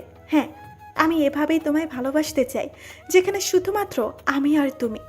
ভালোবাসি তোমায়, খুব ভালোবাসি। আবারও বলছি, খুবই ভালোবাসি। এতে তোমার ভালোবাসার মানুষ। আমি সবটা লিখে নীলার হাতে দিতেই ও কেমন আমার দিকে হেসে থাকালো। আমি আর ওর সাথে কোনো রকম কথা না বলে সোজা মেসে চলে এলাম। পরের দিন সকালে কলেজ যেতে আমার দিকে কেমন সবাই বেঞ্চে কেটে হাসছে। কি ব্যাপার, ওরা আমায় দেখে এভাবে হাসছে কেন? আমি কোনো কিছু না বুঝতে পেরে আস্তে আস্তে ক্লাসরুমের দিকে এগুচ্ছি, কারো দিকে না তাকিয়ে। আমি ক্লাসরুমে ঢুকতে যাব, ঠিক তখনই যেখানে নোটিশ বোর্ড লাগানো থাকে তার উপরে দিকে একটা কাগজ। আমি ভাবলাম হয়তো নতুন নোটিশ লাগিয়েছে, তাই আমি পরের জন্য সামনে গেলাম। নোটিশটার দিকে তাকাতেই আমার বুকের পাঁজরগুলো একে একে মচকাতে লাগলো। এ তো আমার লেখা, কাল তো আমি লিখে নীলাকে দিয়েছিলাম। আমি আরও দূরে দেয়ালের দিকে তাকাতেই দেখি এরকম কাগজ লাগানো আছে দেয়ালে। আমার এটা দেখে চোখের কোণে পানি এসে গেল। আমার বিশ্বাস করাটাই ভুল হয়েছে নীলাকে। আমি কাগজটা টেনে ঘৃণায় ছিঁড়ে ফেলতে লাগলাম। তখনই আমার সাইডে এসে নীলা দাঁড়ালো আর আমার মুখে ফু দিয়ে, কিরে মিডল ক্লাস বয়, চমকে গেলি নাকি? আমি ওর দিকে রাগে ঘৃণায় দৃষ্টিতে তাকিয়ে বড্ড বেশি চমকে গেলাম। এই, তোর লজ্জা করে না এভাবে হাসতে? হ্যাঁ, আমি এখন কষ্ট চেপে নীলার সামনে হাসছি, যাতে ও আমার আর দুর্বলতা না নেওয়ার সুযোগ পায়। আমি আবারও হেসি, জি হাসবো না তো কী করবো। আর আজকাল তো লাভ লেটার একে অপরে দেওয়ার একটা ফ্যাশনে দাঁড়িয়েছে। আর আপনি নিজে সবাই কীভাবে জানালেন, অসুবিধা নেই, আমি সবাইকে জানাবো আমাদের মধ্যে কি কি হয়েছে। নীলা চমকে আমার দিকে তাকালো। এই, কি হয়েছে মানে? কি হয়েছে মানে? আপনি জানেনই তো ভালোবাসাতে কি কি হয়। কি কি কি কি কি যা তো বলছিস তুই? তোর আমার মধ্যে কি এমন হয়েছে শুনি? তাহলে আপনারা আমার মধ্যে কি হয়েছে শুনি, যে আপনাকে আমি লাভ লেটার দিতে যাব। কি হয়েছে সেটা বড় না, তুই দিয়েছিস বাস। খুব বড় বড় কথা বলছিলি তাই না? নে এবার কেস খা। এটা বলে আমার দিকে হাসি মুখে তাকালো এবং ভাব দেখে চুল ঠিক করে প্যান্টের পকেটে হাত ভরে নিল। আমার আর মন চাইছে না যে নীলার সাথে কথা বলি। নিজেকে বড্ড খারাপ মনে হচ্ছে আজ। আমি অল্পতেই যে কাউকে বিশ্বাস করে ফেলি। আমি আর নীলাকে কোনো কিছু না বলে ক্লাসরুমে ঢুকতেই আমার বিভিন্নভাবে টোং কেটে আমায় হাস্য কৌতুকে পাত্র বানানো হলো। কেউ আমাকে দেখে শীষ কেটে বলছে জিও, আমাকে দেখে বলছে যোগ্যতা দেখে লেটারটা দেওয়া উচিত ছিল। বিশ্বাস করুন, বুকের কলিজাটা পর্যন্ত বেরিয়ে চলে আসছে। এবার এতটা কষ্ট লাগছে, তবু আমি নিজেকে শান্ত করলাম এবং নীলার দিকে একবার তাকালাম। এবার গাটা এখন জ্বলে উঠছে নীলার উপর প্রতিশোধ নেওয়ার জন্য। এমন একটা উচিত শিক্ষা দেবো সারা জীবন মনে রাখবোই নীলা। আমি চুপচাপ বসে আছি, ক্লাসে লেকচারেও মন না দিয়ে কখন যে ক্লাস শেষ হয়ে গেছে বুঝতেই পারিনি। কিছুক্ষণ পর ধ্যানভঙ্গ হয় রাহাতের ডাকে। ও আমার কাঁধে হাত রেখে, ইস, এটা কিন্তু ঠিক হলো না। রাহাত হাতটা সরা। এই, তোর বড্ড সাহস তো, তুই আমাকে তুই তোকারি করছিস। জি, যেটার যোগ্য। রাবিস। এটা বলে আমার সামনে টেবিলে একটা জোরে আঘাত মেরে চলে গেল। আমি ক্লাসরুম থেকে বেরিয়ে একটা মুহূর্ত আর কলেজে না থেকে সোজা মেসে চলে এলাম। ব্যাগটা বিছানায় রেখে আমি বালিশে মুখ গুজে ফুপে ফুপে কান্না করতে লাগলাম আর চুপি চুপি বলতে লাগলাম, আমরা মধ্যবিত্ত বলে কি মানুষ না? হ্যাঁ, আমাদের একটু ফ্যামিলিতে প্রবলেম থাকে বলে কি আমরা সমাজের সামনে দাঁড়াতে পারবো না? হ্যাঁ ভাই, এই সমাজ মধ্যবিত্তদের অনেক অনেক রিচ ভাবে। আরে ভাই, অন্যদের কথা কি বলবো, প্রতিবেশীরাই আরও জল জ্যান্ত প্রমাণ। একটা মধ্যবিত্ত ফ্যামিলির ছেলে মেয়ে যদি কোনো সরকারি বা ভালো স্যালারিওয়ালা জব পায়, তখন তাদের মুখে এরকম খই ফোটে, আরে ও কাকিমা কেন অন্য নিয়ে এত লাফাচ্ছেন? আপনারা তো এক একটা মহল্লা সিসিটিভি, কোন কূটনীতিতে আপনারা নাক গলান না? কোনো একটা ব্যাপার নেই। আর একটা আমাদের মতো মধ্যবিত্ত ছেলে যখন বেকার হয়ে বাসায় থাকে, তখন তাকে কথা শুনতে হয়। যখন আমরা এক জামায় ঘুরি তখন দেখে বলে, আবার যখন একটা ছেলে নতুন ভালো একটা জামা পরে বের হয়, তখন তারাই চোখ রাঙিয়ে বলে। হ্যাঁ ভাই, এই গল্পটা আমার কোনো প্রতিবেশী ছেলে পড়ে থাকলে তাকে বলছি। আরে ভাই, তোর আব্বু কিংবা তোর কাকিমাকে বলে দিস আমি আমার বাপের বাসায় থাকি, তোদের বাসায় না। আর হ্যাঁ, এরকম সিসিটিভি ফুটেজ নেওয়া বন্ধ কর, নয়তো দেখবি একদিন সেই সিসিটিভিতে আগুন লাগিয়ে দেব। হঠাৎ শুনতে পেলাম মেসের দরজায় কে যেন বারে বারে নখ দিয়ে যাচ্ছে। আমি এবার চোখ মুছে দরজা খুলতে দেখে নিলাম। আমি না রেগে হালকা হাসলাম, কারণ ও আমার থাকার জায়গায় এসেছে। এখানে ওকে আমি কোনো রকম ছোট করতে চাই না। হ্যাঁ ভাই, আমাদের মতো মধ্যবিত্ত ফ্যামিলির ছেলে মেয়েগুলো ঠিক এমনই হয়, কাউকে কিছু বলার আগে শতবার ভাবে। আমি নীলার দিকে তাকিয়ে আছি। কিছু বলবেন? নীলা হালকা হাসলো, আর ওই হাসিটা আমার বুকে বিষের ফলার মতো এসে লাগলো। ভেতরে ঢুকতে বলবেন না? নীলা আমাদের মেসে কি ব্যাপার, আবার ভিতরে আসতে চাইছে? মেয়েটা তো বড্ড অহংকারী, তাহলে আজ আবার মেসে এসেছে কেন? যাই হোক, এসেই যখন গেছে ফেরাতে তো পারি না। বাট আমি কিভাবে যে ওকে ভেতরে ঢুকতে বলবো বুঝতে পারছি না, কারণ বুঝতে পারছেন আমাদের ছেলেদের মেসে কেমন অবস্থা থাকে। এখানে জামা, ওখানে প্যান্ট, এখানে ওটা ঝুলছে, ওখানে ওটা ঝুলছে। আমি তখন বললাম, একবার দাঁড়ান। এটা বলে আমি রুমটা সাফ করলাম। আবারও দরজার কাছে এসে, ভেতরে আসুন। নীলা এবার ভেতরে এলো। আমি নীলাকে বিছানায় বসতে বললাম। আমি আমার সরল মনে ভাবলাম, মেয়েটা যখন আমার বাসাতে এসে গেছি, তাহলে একে এক কাপ চা করে খাওয়াই। আমি এবার নীলার দিকে তাকি, চা বানিয়ে আনছি, আপনি বসুন। নীলা ঘাড় নেড়ে আবারও হাসলো। আমি কিছুই বুঝতে পারছি না ও কেন আমার দিকে তাকিয়ে বারবার হাসছে। আমি এবার চা বানিয়ে নিয়ে চায়ের কাপটা ওর সামনে তুলে ধরলাম। ও আমার হাত থেকে চায়ের কাপটা হেসে ঘৃণার ছলে ধরলো। আমি এতে কিছু একটা মাইন্ড করলাম না। এবার চায়ের প্রথম চুমুক দিতে না দিতে ও চায়ের কাপটা ছুঁড়ে দিল এবং আমার দিকে তাকিয়ে, সি, ডিসকাস্টিং, এটা চা না অন্য কিছু। আমি ওর এমন কাণ্ড কারখানা দেখে, আপনার কোনো অধিকার নেই এখানে থাকার। ভালো হয়নি তো কাপটা আপনি ছুঁড়ে ফেলবেন কেন? এটা আপনার বাপের বাসা না, এটা আমাদের মতো মধ্যবিত্ত ফ্যামিলির ছেলেদের মেস। এখানে আপনার মতো অহংকারই সহ্য হয় না। কিসের তো অহংকার আপনার? বাপের টাকা নাকি আপনার রূপের? আরে রূপের তো অহংকার কিছুদিনের জন্য মাত্র, বয়স পার হলেই এই সুন্দর চামড়াটা একদিন ভাঁজ পড়ে যাবে। আর টাকা ম্যাডাম, এত টাকা টাকা করা বন্ধ করুন। মনে রাখবেন, মরার পরে সাদা কাপড়ে কোনো পকেট থাকে না যে আপনি টাকা নিয়ে মাটির তলে ঢুকবেন। আর হ্যাঁ, আমি মধ্যবিত্ত পরিবারের ছেলে হতে পারি, তবে কোনো ভিখারি না।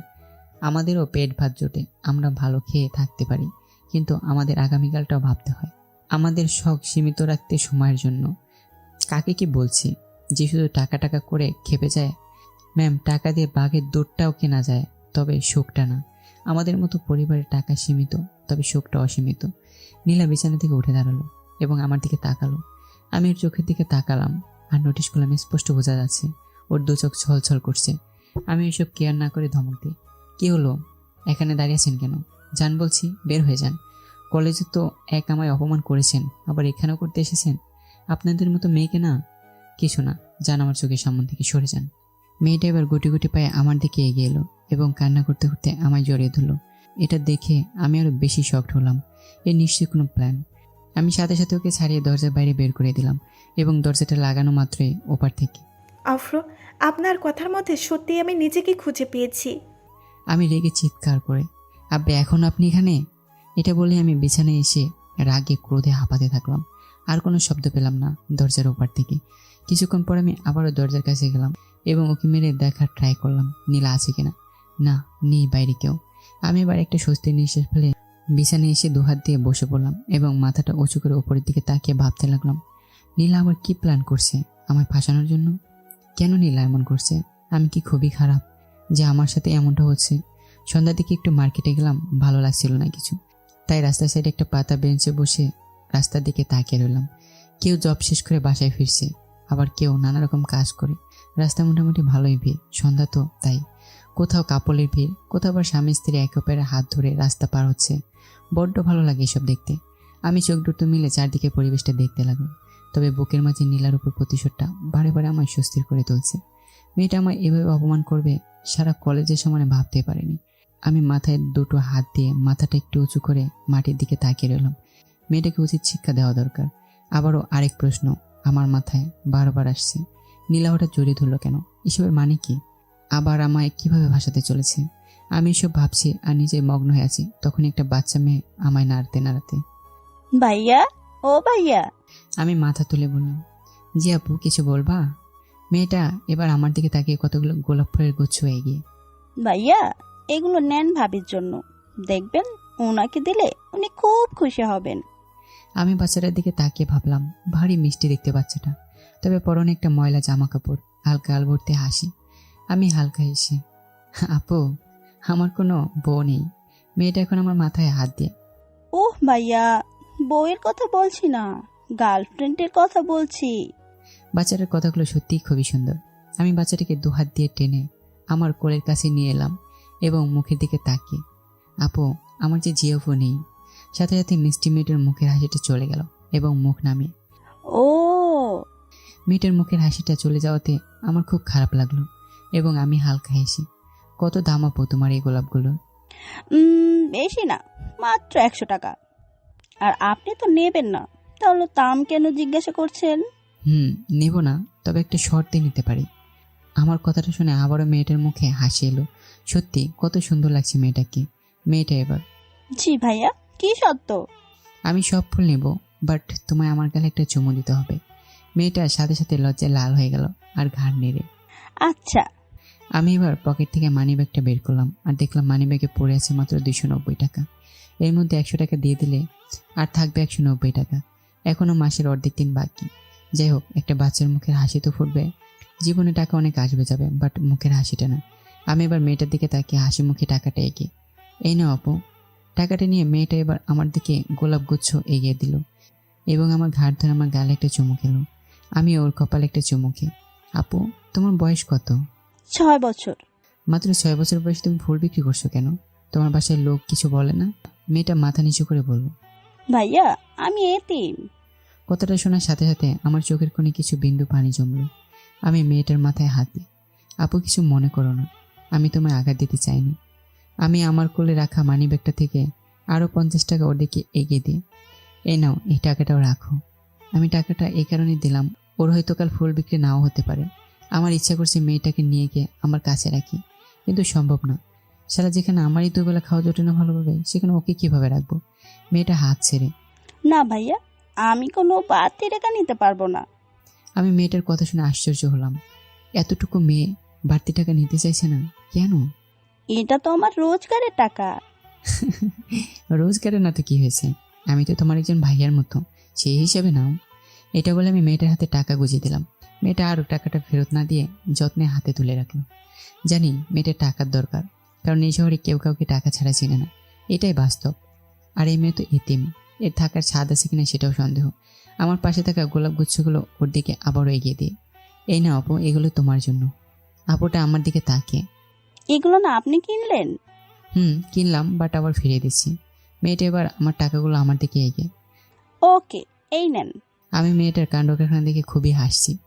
আমি ওর মাথার চুলগুলোতে হাত দিয়ে, আপু, টাকা রাখবে না, তুমি রাখো, আর এই ফুলগুলো তোমার জন্য। এটা বলে আমি ওর দিকে এগিয়ে দিলাম ফুলগুলো, আর ও ফুলগুলোও নিল। আমি আবার ওর দিকে তাকিয়ে, এবার তুমি যেখানে থাকো সোজা সেখানে যাবা। রাত হতে চললো, রাস্তায় অনেক ভিড়, বুঝেছো? কাল আবার এসব বিক্রি করবা, বাট আজ আর না। আপুটা মাথা নেড়ে, আচ্ছা ভাইয়া। এখন যাও, তুমি বাসাতে যাও। আচ্ছা ভাইয়া, আমি আসি। মেয়েটার হাসিটা সত্যি লাখ টাকার থেকেও বেশি দামি। আমি এতক্ষণ যে টেনশনে ছিলাম, মেয়েটা এসে এক মুহূর্তে সব টেনশন দূর করে দিল। আমি এবার মানিব্যাগটা পকেটে ঢোকানোর আগে আবারও খুলে দেখতে লাগলাম। মাত্র 40 টাকা পড়ে আছে। ঠোঁটের উপর ঠোঁট চেপে একটা শ্বাস নিয়ে মনে মনে বলতে লাগলাম, যা হবে দেখা যাবে। এটা বলে এবার আমি মানিব্যাগটা বন্ধ করতে যাব, ঠিক তখনই কেউ আমার পিছন থেকে। আমি পিছন ফিরে তাকাতে দেখি নীলাকে দেখতে আমার রাগে মাথাটা আবার গনগন করে উঠল। আমি মানিব্যাগটা পিছনের পকেটে রেখে, এই আপনি বেশ মেয়ে তো, পিছু ছাড়তেই চাইছেন না কেন? নীলা আমার দিকে হালকা হেসে, কই পিছু নিয়েছি, দেখছেন না আপনার পেছনে ফুসকার স্টল। তো তো তো কি হয়েছে? আপনি আমার সাথে কেন কথা বলতে আসছেন? আবারও কেমন অপমান করবেন নাকি? আজ তো কলেজে সবার সামনেই করেছেন, এতে মন প্রাণ ভরে ওঠেনি? আচ্ছা আপনারা কি ভাবেন বলুন তো নিজেদের? আপনাদের টাকা আছে বলে কি আমাদের মতো মধ্যবিত্ত মানুষের মাথা কিনে নিয়েছেন? আফরো, আমার কথাটা শুনুন। স্টপ ইট, আমি আপনার কোনো কথা শুনতে চাই না। এটা বলে আমি ব্রেঞ্চ থেকে উঠে হন হন করে মেসের দিকে হাঁটতে আসতে লাগলাম, আর রাগে বিড়বিড় করে, কি মেরে বাবা, এত অপমান করেও পিছু ছাড়তে চাইছে না। রাস্তার পাশে হাঁটছি, চারদিকে তাকাতে তাকাতে একটা বাইকের শোরুমের দিকে আমার চোখ যেতেই আমার চোখ পড়লো আমার শখের জিনিসটার উপর। KTM RC। বাইকটার দিকে তাকিয়ে রইলাম একভাবে। বাইকটাকে দেখে মনে অনেক শান্তি আসছে। ইনশাল্লাহ একদিন স্বপ্ন পূরণ হবে। বাইকটা আমার রানী আর আমি রাজা। হঠাৎ অনুভব করলাম কেউ যেন আমার ডান কাঁধে হাত রেখেছে। আমি ধ্যান ভঙ্গ করে ডান দিকে তাকালাম, বাট কাউকে দেখতে পাচ্ছি না। তবে এটা কার হাত? আমি এবার পিছনে ফিরতে দেখলাম নীলা। আমার মাথা এবার আরো গরম হয়ে গেল। মেয়েটা আমার দিকে তাকিয়ে একগাল হাসি দিয়ে, খুব পছন্দ তাই না আপনার ওই বাইকটা? আমি রাগে গনগন করে, হ্যাঁ খুব পছন্দ। আপনি কি দেবেন আমাকে কিনে? যত সব ফালতু, এত অপমান করে স্বাদ মিটে না তাই না? আমার কথা শুনে নীলা মাথাটা নিচু করে ফেলল। আফরো, আমার কথাটা শুনেন প্লিজ। শাট আপ, এটা বলেই আমি রেগে জ্বলে পড়ে সোজা মেসে চলে এলাম। মেসে এসে নিজেকে শান্ত করে বুক টেবিলের সামনে এলাম। চেয়ারটাতে বসে একটা স্বস্তির নিঃশ্বাস ফেলে ভাবতে লাগলাম, যা হয়েছে হয়েছে, আর এসব নিয়ে ভাববো না। আমি একটা খাতা আমার চোখের সামনে আনলাম এবং পড়া শুরু করলাম। কিন্তু আমি কোনোভাবেই মনোযোগ দিতে পারছি না পড়াতে। শুধু নীলার উপর প্রতিশোধের আগুনটা আমার মাথায় দাও দাও করে চলছে। যেভাবেই হোক আমারও কি শাস্তি দিতেই হবে। আবার আমি খাতার দিকে তাকিয়ে পড়া ট্রাই করলাম, বাট কিছুতেই মনোযোগ দিতে পারছি না। আমি এবার রেগে চিৎকার করে টেবিলটা উল্টে দিলাম এবং দুহাত দিয়ে মাথাটা চেপে ধরলাম। মনে হচ্ছে আমি এবার পাগল হয়ে যাব। মাথাটা এখন কিছুই কাজ করছে না, নিজেকে প্রচুর ঘৃণার পাত্র মনে হচ্ছে। আমি এবার মাথাটা নিচু করে মেঝের উপর তাকালাম এবং মেঝের উপর টপ টপ করে আমার চোখ থেকে প্রতিশোধের রক্ত আমার গাল বেয়ে পড়তে লাগলো। আমি জোরে জোরে শ্বাস নিতে লাগলাম। মনে হচ্ছে মুডটা বড্ড বেশি অফ হয়ে গেছে। তাই আমি নিজেকে সামলাতে বিছানায় বালিশে মাথা দিলাম এবং দু চোখ বন্ধ করে নিজেকে শান্ত করতে লাগলাম। কেন জানি না বুকটা দূর দূর করছে, শ্বাস যেন আটকে যাচ্ছে। রেগে দুটো হাত দিয়ে বেড কভার চেপে ধরলাম। আর কিছুক্ষণ এরকম করার পরে আমি নিথুর হয়ে ঘুমিয়ে পড়লাম। মাঝরাতে আমার ফোনের রিংটোনে আমার ঘুম ভাঙলো। আমি মোবাইলের স্ক্রিনের দিকে তাকাতে দেখি এখন বাজে প্রায় 2:30টার মতো। বাট এত রাতে আম্মুর কল, কি ব্যাপার? এত রাতে আম্মু আব্বু কখনো কল তো করেনি। কোনো অঘটন ঘটল না তো? না না, এসব কি ভাবছি আমি। তবুও মনটা কেমন জানি ব্যাকুল হয়ে উঠলো। আমি আমার মনকে শান্ত করে রেখে ফোনটা রিসিভ করলাম। আর যেটা শুনলাম তাতে আমার মাথায় বজ্রপাত পড়ে গেল। আমি থতমত খেয়ে, এ কি বলছো আম্মু? কখন, কোথায়, কিভাবে? ওসব এখানে এসে জানবি। তুই তাড়াতাড়ি ভোরের গাড়িতে চেপে আমাদের বাসার সাইডের হসপিটালে আয়। ওকে আম্মু। আমি এবার ফোনটা রাখলাম বুকের উপর, আর নিমিষে আমার বুক চোখ দুটোই কান্না করে দিল। আব্বু নাকি অ্যাক্সিডেন্ট হয়েছে। আমাদের পরিবারের মূল সিদ্ধাতা আমার আব্বু, আর আব্বু ছাড়া আমাদের পুরো পরিবারটা অচল। আমি এবার ভোর হওয়ার জন্য অপেক্ষা করতে লাগলাম। অবশেষে ভোর হতে আমি ভোরের গাড়িতে রওনা দিলাম হসপিটালের উদ্দেশ্যে।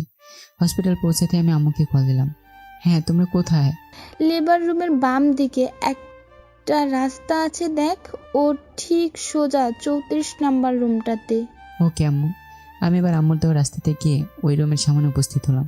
দেখলাম আম্মু বাইরে দাঁড়িয়ে আছে, আর মেল ওয়ার্ডে ফিমেল নট এলো। আমি আম্মুর কাছে গিয়ে, আম্মু। সাথে সাথে আম্মু আমায় জড়িয়ে ধরে কান্না করতে শুরু করলো।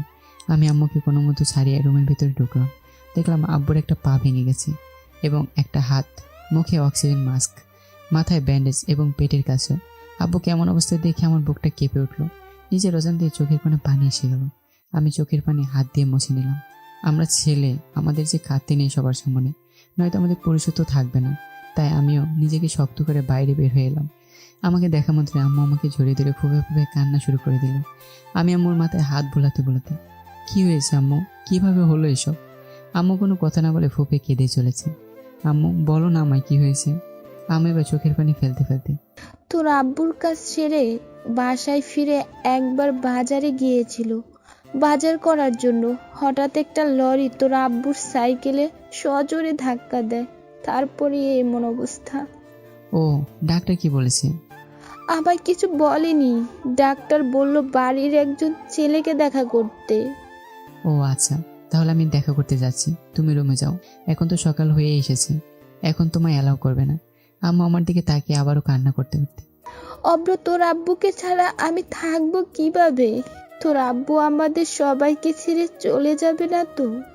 আমি আবারও আম্মুর থেকে লুকিয়ে চোখের পানি মুছলাম এবং আম্মুর দিকে তাকিয়ে, আম্মু আমি তো আছি, আমি থাকতে আব্বুকে এত সহজে ছেড়ে দেব না। আমি এখন আসি, দেখি ডাক্তার কি বলছে, শুনতে হবে তো। আচ্ছা যা তাহলে তুই। আমি এবার ডাক্তারের চেম্বারের দরজার কাছে এসে, sir may I come in? Yes. আমি ভেতরে ঢুকতেই ডাক্তারটা চেয়ারটার দিকে ইশারা করে, সিট। আমি এবার বসলাম। স্যার আমি রুম নম্বর 34-এর কালাম ইসলামের ছেলে। ওহ ইয়েস, জি। বলছি স্যার আব্বুর কোনো প্রবলেম কিংবা কোনো ফ্র্যাকচার? ডাক্তারটা এবার দুটো হাত ওনার মুখের সামনে রেখে, কি নাম জানো আপনার? অব্রনীল। ইয়েস মিস্টার অভ্রনীল, আপনার আব্বুকে যতটা ইজি দেখছেন ততটা কিন্তু ইজি না। ওনার ভেরি সিরিয়াস কন্ডিশন।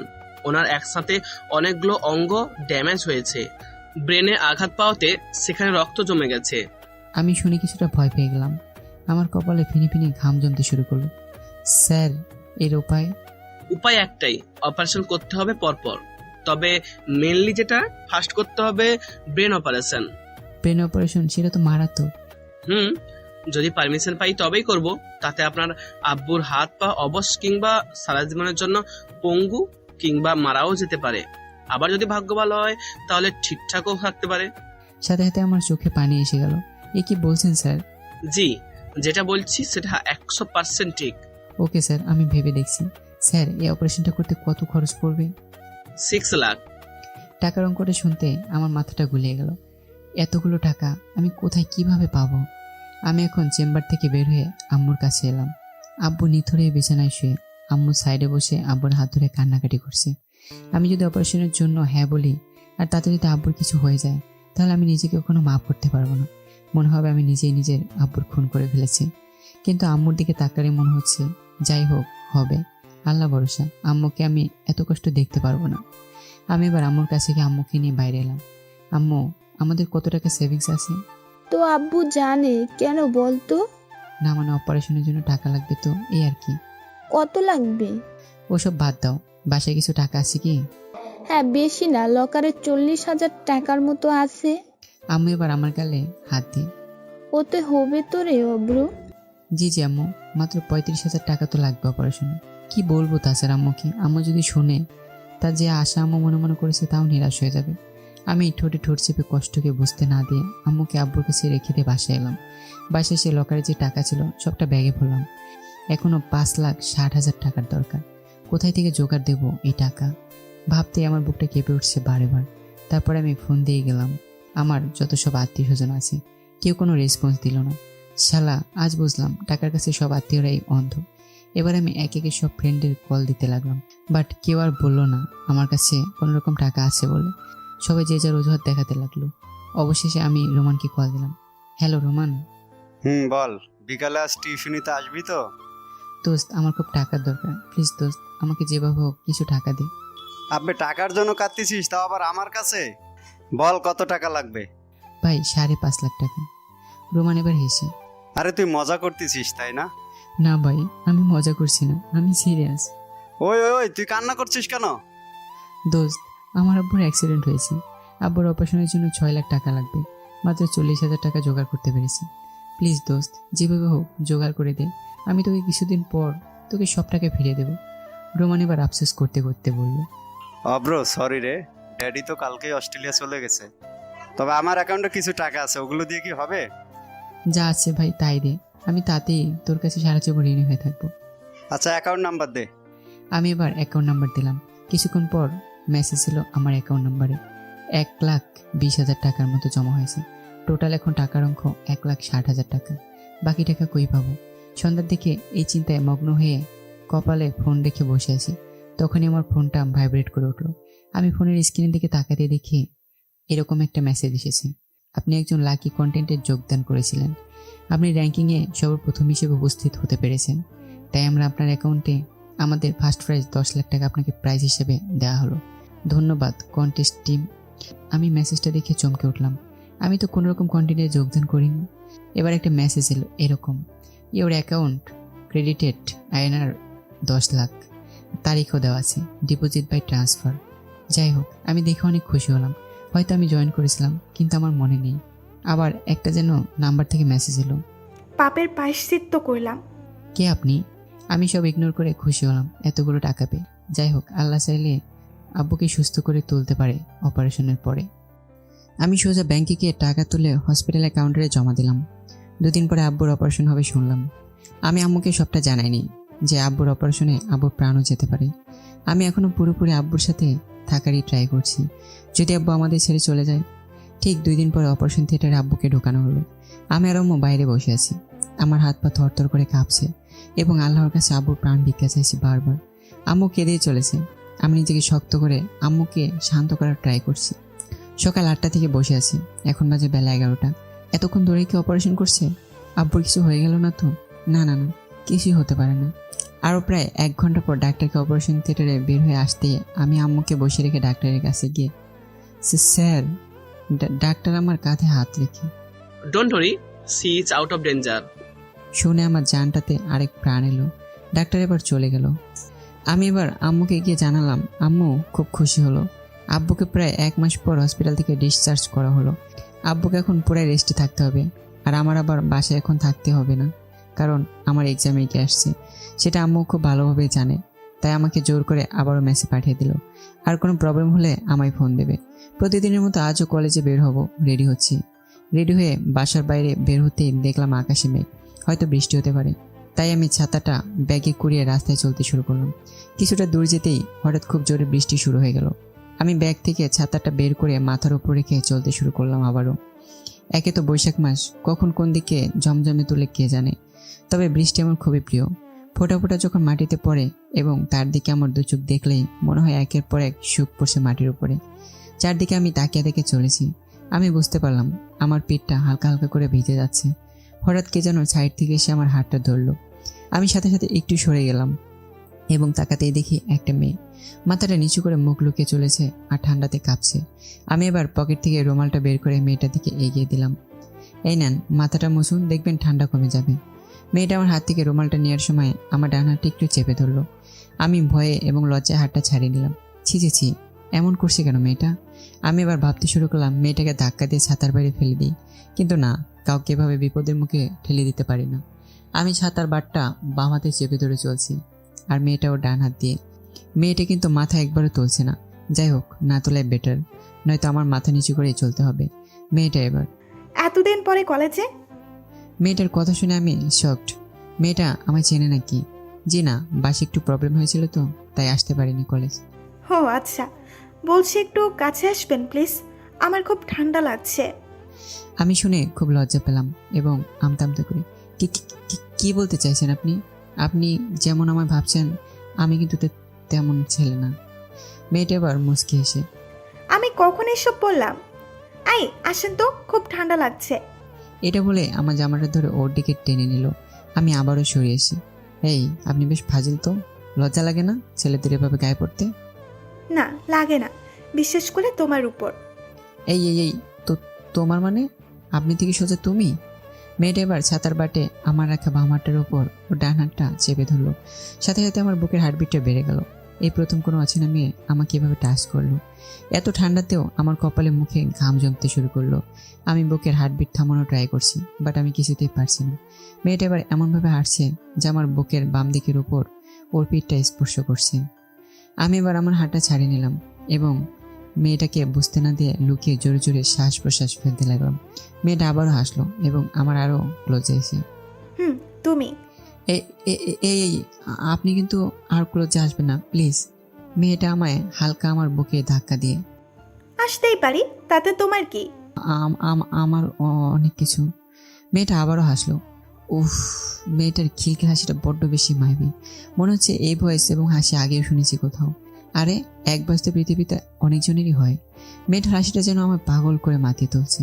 বুকের মাঝে আলাদা একটা কেমন যেন তীর এসে বেঁধছে। হঠাৎ ঝোড়ো বাতাস বওয়া শুরু হলো বৃষ্টির মাঝেই, আর আকাশে বজ্রপাত। ফাঁকা রাস্তায় দুজন এখন হাঁটছে। হঠাৎ একটা জোরে বজ্রপাত পড়তে মেয়েটা আমাকে খুব শক্ত করে জড়িয়ে ধরলো, আর তাতে আমি আরো মাতাল হয়ে গেলাম। মেয়েটা ছাতা নামিয়ে দিয়েছে মাথার উপর থেকে। এক ফাঁকা রাস্তায় শুধুই মেয়েটা আর আমি। মেয়েটা এখনো মুখটা পর্যন্ত দেখায়নি, তবে মেয়েটার জন্য আমার মনে এখন আলাদা একটা ফিলিংস আসছে। মেয়েটা আমার বুকের মাঝে মাথা রেখে ভয়ে থরথর করে কাঁপছে। আমি ওর মাথায় হাত রেখে, কান্না করছেন কেন? ভয় করছে খুব। কিসের ভয়? এক বিদ্যুৎ চমকানো, দুই তোমাকে নিয়ে। আমাকে নিয়ে ভয় মানে? তোমায় হারানোর ভয়। আমি মেয়েটার কথা শুনে বিস্মিত হচ্ছি বারবার। আমাকে হারানোর ভয় কেন? জানি না। এটা বলে আরো মুখ গজে নিল আমার বুকের উপর। মেয়েটা এবার আমার বুকের উপর একটা কিস করলো। আমি সাথে সাথে চোখগুলো বড় করে হারিয়ে গেলাম, আর আমার হার্টবিট আরো জোরে জোরে চলতে শুরু করলো। আমি সাথে সাথে ওকে ছাড়িয়ে দিতে চাইতেই, আই, আমায় দূরে সরাচ্ছ কেন? তো কি করব? আপনাকে আমি চিনি না, জানি না, আপনি আমার সাথে এরকম ব্যবহার করছেন। মেয়েটা এবার একটু হেসে, কিরকম ব্যবহার শুনি? এই জড়িয়ে ধরছেন, এই আমায় কিস। পুরো কথাটা বলতে পারলাম না লজ্জায়। করছি। তুমি কি জানো তোমার অজান্তে একটা মেয়ে তোমায় বড্ড ভালোবেসে ফেলেছে? না, আর আমি জানতেও চাই না। আমি মেয়েটার দিকে তাকাতে চাইলাম এবার, কিন্তু আমার চিন্তার জগতে তাকাতে দিল না। অভ্র, তুই মেয়েটার হাসি শুনে হারিয়ে গেছিস। আবার যদি মেয়েটার মায়াবী মুখখানি দেখিস, তুই তাহলে মেয়েটার মায়াতে হারিয়েই যাবি। এতক্ষণে বুঝতে পারলাম যে মেয়েটার কথা এই মেয়েটা বলছে সেটা হলো এই মেয়ে। না, এটা বলে আমি মুখ ফিরে অন্যদিকে তাকিয়ে রইলাম। এদিকে আমাদের দুজনের উপর ঝিরঝির বৃষ্টি পড়েই যাচ্ছে। আমি আবার মাটি থেকে ছাতাটা তোলার জন্য নিচে হাত বাড়ালাম, এবং ছাতাটাকে হাতে তুলে ওপরের দিকে তাকাতেই মেয়েটার মুখের উপর আমার নজর গেল। আর যেটা আমি দেখলাম সেটা দেখে আমি অতি আশ্চর্য হয়ে গেলাম। এত আস্পর্ধা হয় কোথা থেকে মেয়ের? এ তো নীলা। তার মানে এতক্ষণ আমায় নীলা জড়িয়ে ধরেছিল। আমি রাগে ক্রোধে ওর সামনে চোখ তুলে দাঁড়ালাম, কিন্তু মেয়েটা চোখ নামিয়েছে। আমি রাগের সাথে, এসব কি হচ্ছে শুনি? প্রেম করছি। আমি ফান করছি না, আমি সিরিয়াস। তুমি তো আমার দিকে তাকাবাও না, তাহলে দেখাতাম আমি কি করছি। আমি এবার মেয়েটার বামারটা জোর করে চেপে ধরে ওকে আমার দিকে টেনে এনে ওর চোখের উপর আমার দুটি রাগে জ্বলন্ত আগুনের চোখ রেখে আমায় কিভাবে ফাঁসানো যায় তার প্ল্যান করছেন, তাই না? আপনার লজ্জা নেই আমার মতো একজন ছেলে কিভাবে নাজেহাল করতে?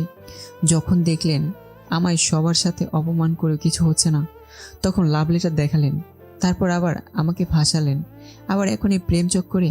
ছি, আমি ভাবতেই পারিনি আপনি এতটা নিচে নামতে পারেন। আমি আপনাকে ঘৃণা করি, প্লিজ আর ডিস্টার্ব করবেন না। আমি আপনার পায়ে পড়তেও রাজি আছি। মেয়েটা আমার কথাগুলো শুনতে আর চোখ থেকে টপ টপ করে বৃষ্টির মতো গাল বেয়ে পানি পড়তে লাগলো। নীলা ঘাড় নেড়ে ঠোঁটে ঠোঁট চেপে মিনমিন কণ্ঠে বলল, ওকে। এটা বলে ফুবে ফুবে কান্না করে দিল। এতে আমি আরো রেগে, প্লিজ এই ন্যাকামো কান্না করবেন না প্লিজ। এটা বলে আমি চলতে শুরু করলাম। হঠাৎ একটা জোরে বাস পড়তেই মেয়েটা বাবা গো মাগো করে আমার পিছন থেকে জড়িয়ে থরথর করে কাঁপতে লাগলো। মেয়েটার এমন অবস্থায় দেখে আমার খারাপ লাগলো। আমি ওকে একা না ফেলে রেখে সাথে নিয়ে কলেজের গেট পর্যন্ত নীরবে পৌঁছালাম। কেউ কারোর সাথে কথা তো দূরের কথা, কারো দিকে তাকালামও না পর্যন্ত। আমার সাথে নীলাকে একসাথে নিচে দেখে অনেকে আশ্চর্য হচ্ছে। ক্লাসরুমের কাছাকাছি যেতে আমি ওকে একা রেখে ছাতা গুটে ক্লাসরুমের দিকে এগোতে লাগলাম। পিছন থেকে নীলা কান্না করতে করতে চিৎকার করে বলল, সরি অফ্র। নীলার মুখে ছড়ি। আমি তো ভাবতেই পারছি না, হয়তো আমাকে বলেনি, তাই আমি আবারও হাঁটা শুরু করলাম। আফরো প্লিজ আমায় মাফ করে দাও। আমি কান্না করে হাঁটতে লাগলাম আবারও। নীলা আবার দৌড়ে আমার সামনে এসে জামার কলার ধরে আমার দিকে তাকিয়ে, আই, কি বলছি কথা কানে যাচ্ছে না? আমি ওকে ছাড়িয়ে আবারও হাঁটা শুরু করলাম। আবারও মেয়েটা আমার সামনে এলো এবং আমি বিরক্ত হয়ে, আমি আপনাকে ঘৃণা করি, আই জাস্ট হেট ইউ। আমি আর কিছু না বলে ক্লাসরুমের ভিতরে চলে এলাম। কিছুক্ষণ পর মেয়েটা দেখি একটা ছুরি হাতের উপর রেখে কান্না করতে করতে এলো। আফরো আমায় মাফ করে দাও প্লিজ, নয়তো আমি হাত কাটবো। ও আচ্ছা, নকল ছুরি, কাটেন কাটেন। আমি কিন্তু সত্যিই কেটে ফেলবো।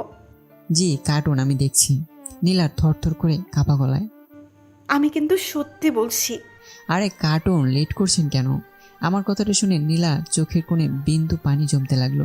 আমি কোনো কেয়ার না করে ব্যাগ থেকে একটা বুক বের করার জন্য হাতটা ভেতরে ঢুকিয়ে ব্যাগের ভেতরে চোখ রাখলাম।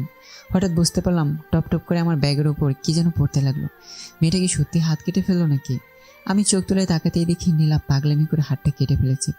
আমি সাথে সাথে মেয়েটার হাতটা চেপে ধরার জন্য উঠতেই খবরদার, আমায় টাচ করবা না তুমি।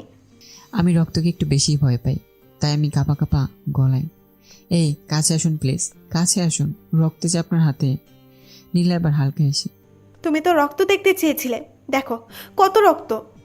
আমি এবার মাথা গরম নিই, পাগল না কি? হ্যাঁ আমি পাগল। এই কাছে আসো বলছি।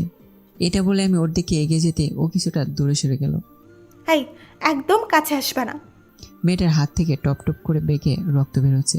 আমি দু চোখে দেখতে পারছি না।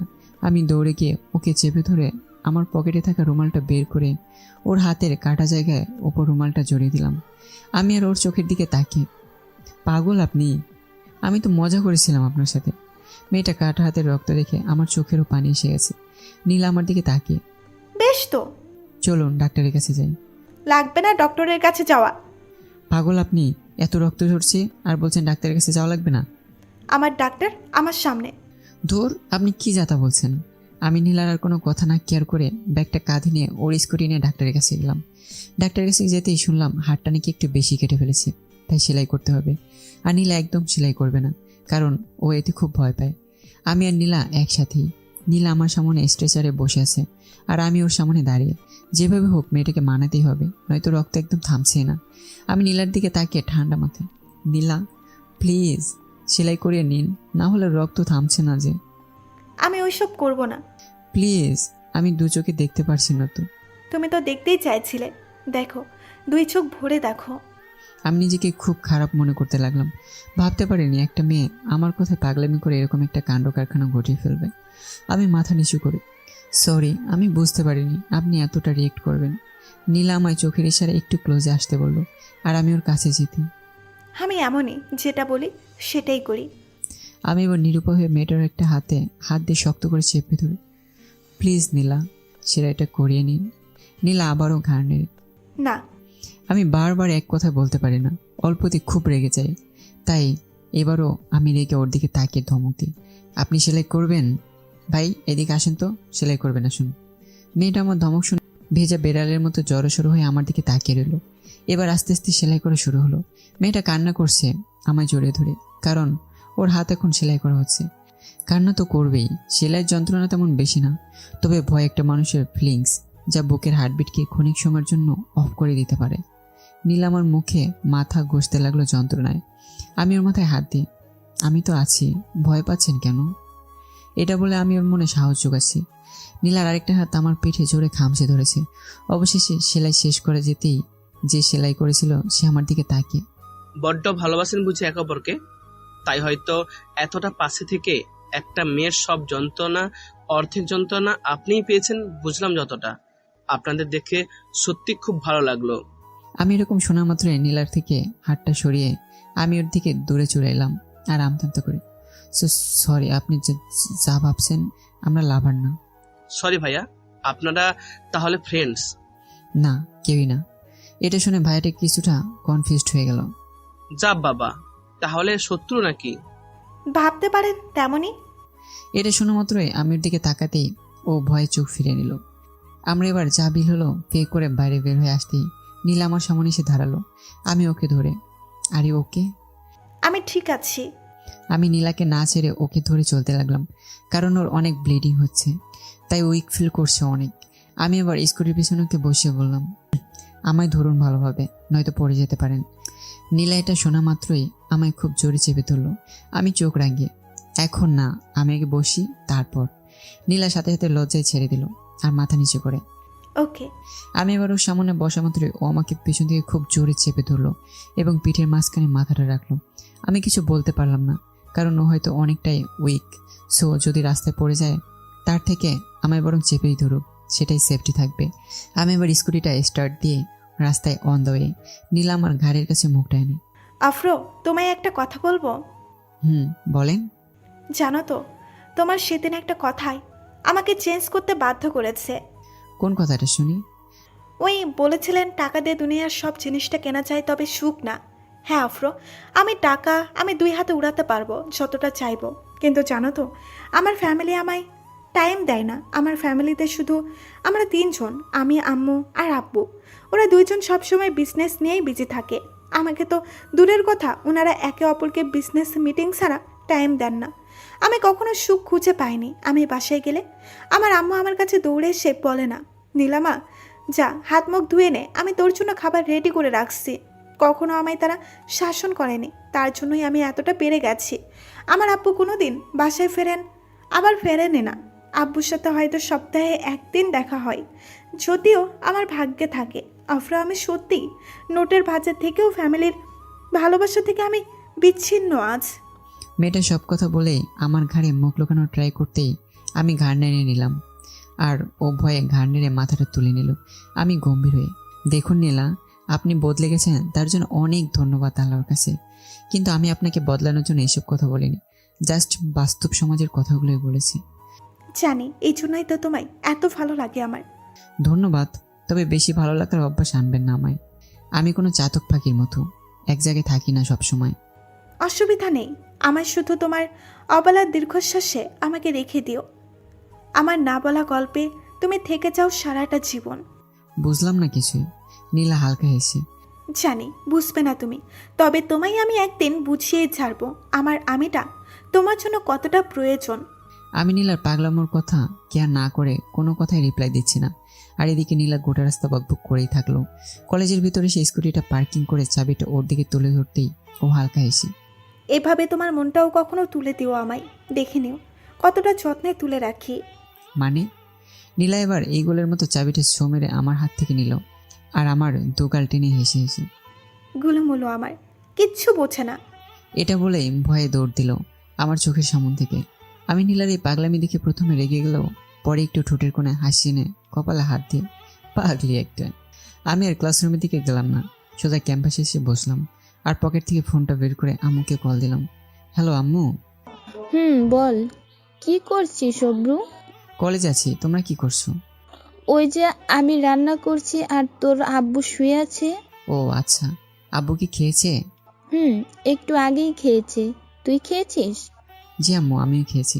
আর তুমি খেয়েছো? জি, তোর আব্বুর সাথে খেয়েছি। আব্বুকে দেবো, কথা বলবি?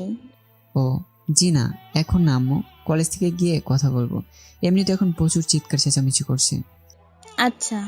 আমি এবার ফোন কেটে দিয়ে আমার ব্যাগ থেকে 5 টাকা দামি বিস্কুটের প্যাকেটটা বের করে একটা খেয়ে আরেকটা মুখে তুলছি, তখনই নীলা আমার সামনে এসে, ওই, তোকে আমি না খেয়ে থাকার জন্য এতগুলো টাকা দিয়েছি নাকি? আমি নীলার কথার আগা করে না বুঝতে পেরে, আমায় বলছেন? জি, তোমায় বলছি। আমি এবার নীলার দিকে তাকিয়ে, আপনি বাসা যাননি এখনো? আপনার না ব্লিডিং হলো এত? নীলা আমার দিকে তাকিয়ে মুখ বাঁকিয়ে, আমায় দিয়ে এলে তো যেতাম। ভাব, এত যে কলেজে এসেই নামিয়ে আরেকটা কথা পর্যন্ত বললো না। আমি বুঝলাম কথাটা কাকে বললো। অবশ্য ও চারদিকে তাকিয়ে বলেছিল কথাটা, আর আমি আমার দিকে আঙ্গুল তুলে। আমায় বললেন কথাটা? নীলা আমার কথায় ক্ষেপে উঠল আর আমার দিকে বাঘের থাবার মতো আঁচড়ের ইশারা করে, উফ, না না না, আপনাকে বলিনি আমি। ও আচ্ছা। এটা বলে আমি আবারও একটা বিস্কুট মুখে নিয়ে চেবাতে শুরু করলাম, আর ও আমার হাত থেকে বিস্কুটের প্যাকেটটা কেড়ে নিয়ে, এই, তোমার এতটুকু বিস্কুটে পেট ভরা যায়? পেট ভরা না ভরা কে আসে যায়? আমাদের মতো ফ্যামিলির ছেলেমেয়েগুলোর মন ভুলে যথেষ্ট, তাতে এক বিন্দু হলেও অনেক। নীলা এবার আমার সামনে কোমরে হাত দিয়ে, এই, তোকে না আমি অতগুলো টাকা দিলাম, তাহলে তুই কেন আজ এরকম কথা বলছিস? কি ব্যাপার, মেয়েটা এনে 2বার এই কথা বললো? আমার মনে প্রশ্ন জেগে উঠল, তাই আমি কৌতূহলে, মানে কি টাকা আপনি আমায় দিয়েছেন কিভাবে? সাথে সাথে নীলা থতমত খেয়ে আমতামতা করে, না না না না, মানে না মানে এটা বলে ওর পাশ থেকে কিছু টাকা আমার হাতে গুছিয়ে দিয়ে, এই যে দিলাম, যাও এবার কিছু খেয়ে আসো ক্যান্টিন থেকে। আমি নীলের এরকম টাকা হাতে গুছিয়ে দেওয়ার ব্যাপারটা দেখেই খুব রেগে গেলাম, আর বেঞ্চে থেকে আমি এবার উঠে দাঁড়ালাম। টাকাটা ওর সামনে এগিয়ে, ম্যাম, আমরা গরিব হতে পারি ঠিকই, তবে ভিখারি না। নীলা আমার চোখের দিকে তাকিয়ে, আমি সেটা বলতে চাইনি অফ্র, আমি চাই না তুমি খালি পেটে থাকো। আমি খালি পেটে থাকি আর নাই থাকি তাতে আপনার কি? আমি যে অনেক কিছু। কি অনেক কিছু? নীলা আমার খুব ক্লোজে এসে আমার দিকে চোখের দিকে দৃঢ় দৃষ্টিতে তাকিয়ে, অফ্র, আমার চোখের ভাষা বুঝতে পারছো না? আমি এবার নীলার চোখ থেকে চোখ সরিয়ে, আমি চোখের ডাক্তার নাকি? নীলা আমার অভিমানী মুখ নিয়ে, তুমি কেন বুঝতে চাইছো না অফ্র? আরে বাবা কি বুঝবো? জানি না। এটা বলে মাটিতে একটা লাথি মারলো, আবার আমার দিকে তাকিয়ে বাচ্চার মতো। অভ্র কেন বুঝছো না তুমি? আরে বাবা কি বুঝবো আমি? এটা বলে আমি আবারও বেঞ্চে বসে গেলাম। নীলা আমার দিকে তাকিয়ে রাগিল কি? এই যে আমি তোমাকে। ও আচ্ছা, ঘৃণা করেন তো, সেটা তো জানি। এতে আবার নতুন করে বলার কি আছে? সাথে সাথে নীলা আমার জামার কলার ধরে। কুত্তা, এটা বুঝতে পারছিস যেটা ভুল আর যেটা সঠিক সেটা কেন বুঝতে পারছিস না? মেয়েটার পাগলামিতে আমি বিরক্ত হয়ে বেঞ্চ থেকে উঠে পড়লাম এবং ওকে সরিয়ে আমি হাঁটা দিলাম। নীলা আবারও দৌড়ে এসে আমায় আটকে। এই, তোর খুব ভাব তাই না? আমি কিছু না বলে মাথা নিচু করে রইলাম। নীলা প্রায় 5 মিনিট বকবক করতেই থাকলো। অবশেষে আমার কোনো রিপ্লাই না পেয়ে আমার বুকের বাঁ পাশে হাত রেখে আমায় একটা হালকা ধাক্কা মারলো। ওর হাতটা আমার বুকে রাখা মাত্রই আমার বুকের ভিতরটা কেমন যেন আলাদা একরকম ভালো লাগে শিহরণ জাগলো। ও আমায় ঠেলা দেওয়া মাত্রই আমি আমার বুকের বাঁ দিকটা খুব জোরে চেপে ধরলাম আর একটা লম্বা শ্বাস নিলাম। আর উপরের দিকে তাকালাম একবার, বুকের বাঁ দিকটা ধকধক করছে। এদিকে দেখি নীলা আমার কাছে আসছে রাগি রাগি মোড নিয়ে, আর তত আমার হার্টবিটটা স্পিডে বাড়ছে। নীলা আমার কাছে আসতে আমি মাথা নিচু করে দিলাম। কেন জানি না নীলার দিকে তাকাতেই পারছি না। মনে খুব একটা ভয় কাজ করছে, যেন মনে হচ্ছে নীলা আমায় ওর চালে আস্তে আস্তে করে টানতে শুরু করেছে। এদিকে ওই নীলা আবারও বকবক বকবক করেই যাচ্ছে, আবার আমার রিপ্লাই না পেয়ে আমার দাড়িতে হাত দিয়ে। এই যে তোকে বলছি, কথা শোনা যাচ্ছে না? নীলার এরকম কথাতে হয়তো আরও আগে আমি অনেক রিয়েক্ট করেছি। আমার এখন কি হচ্ছে যে আমি নীলার ওপর কোনো রকম রাগ দেখাতে পারছি না। ইচ্ছে করছে না মেয়েটাকে আর বকতে। মেয়েটা জোর করে ওর চোখের উপর আমার চোখ রাখতে বাধ্য করলো।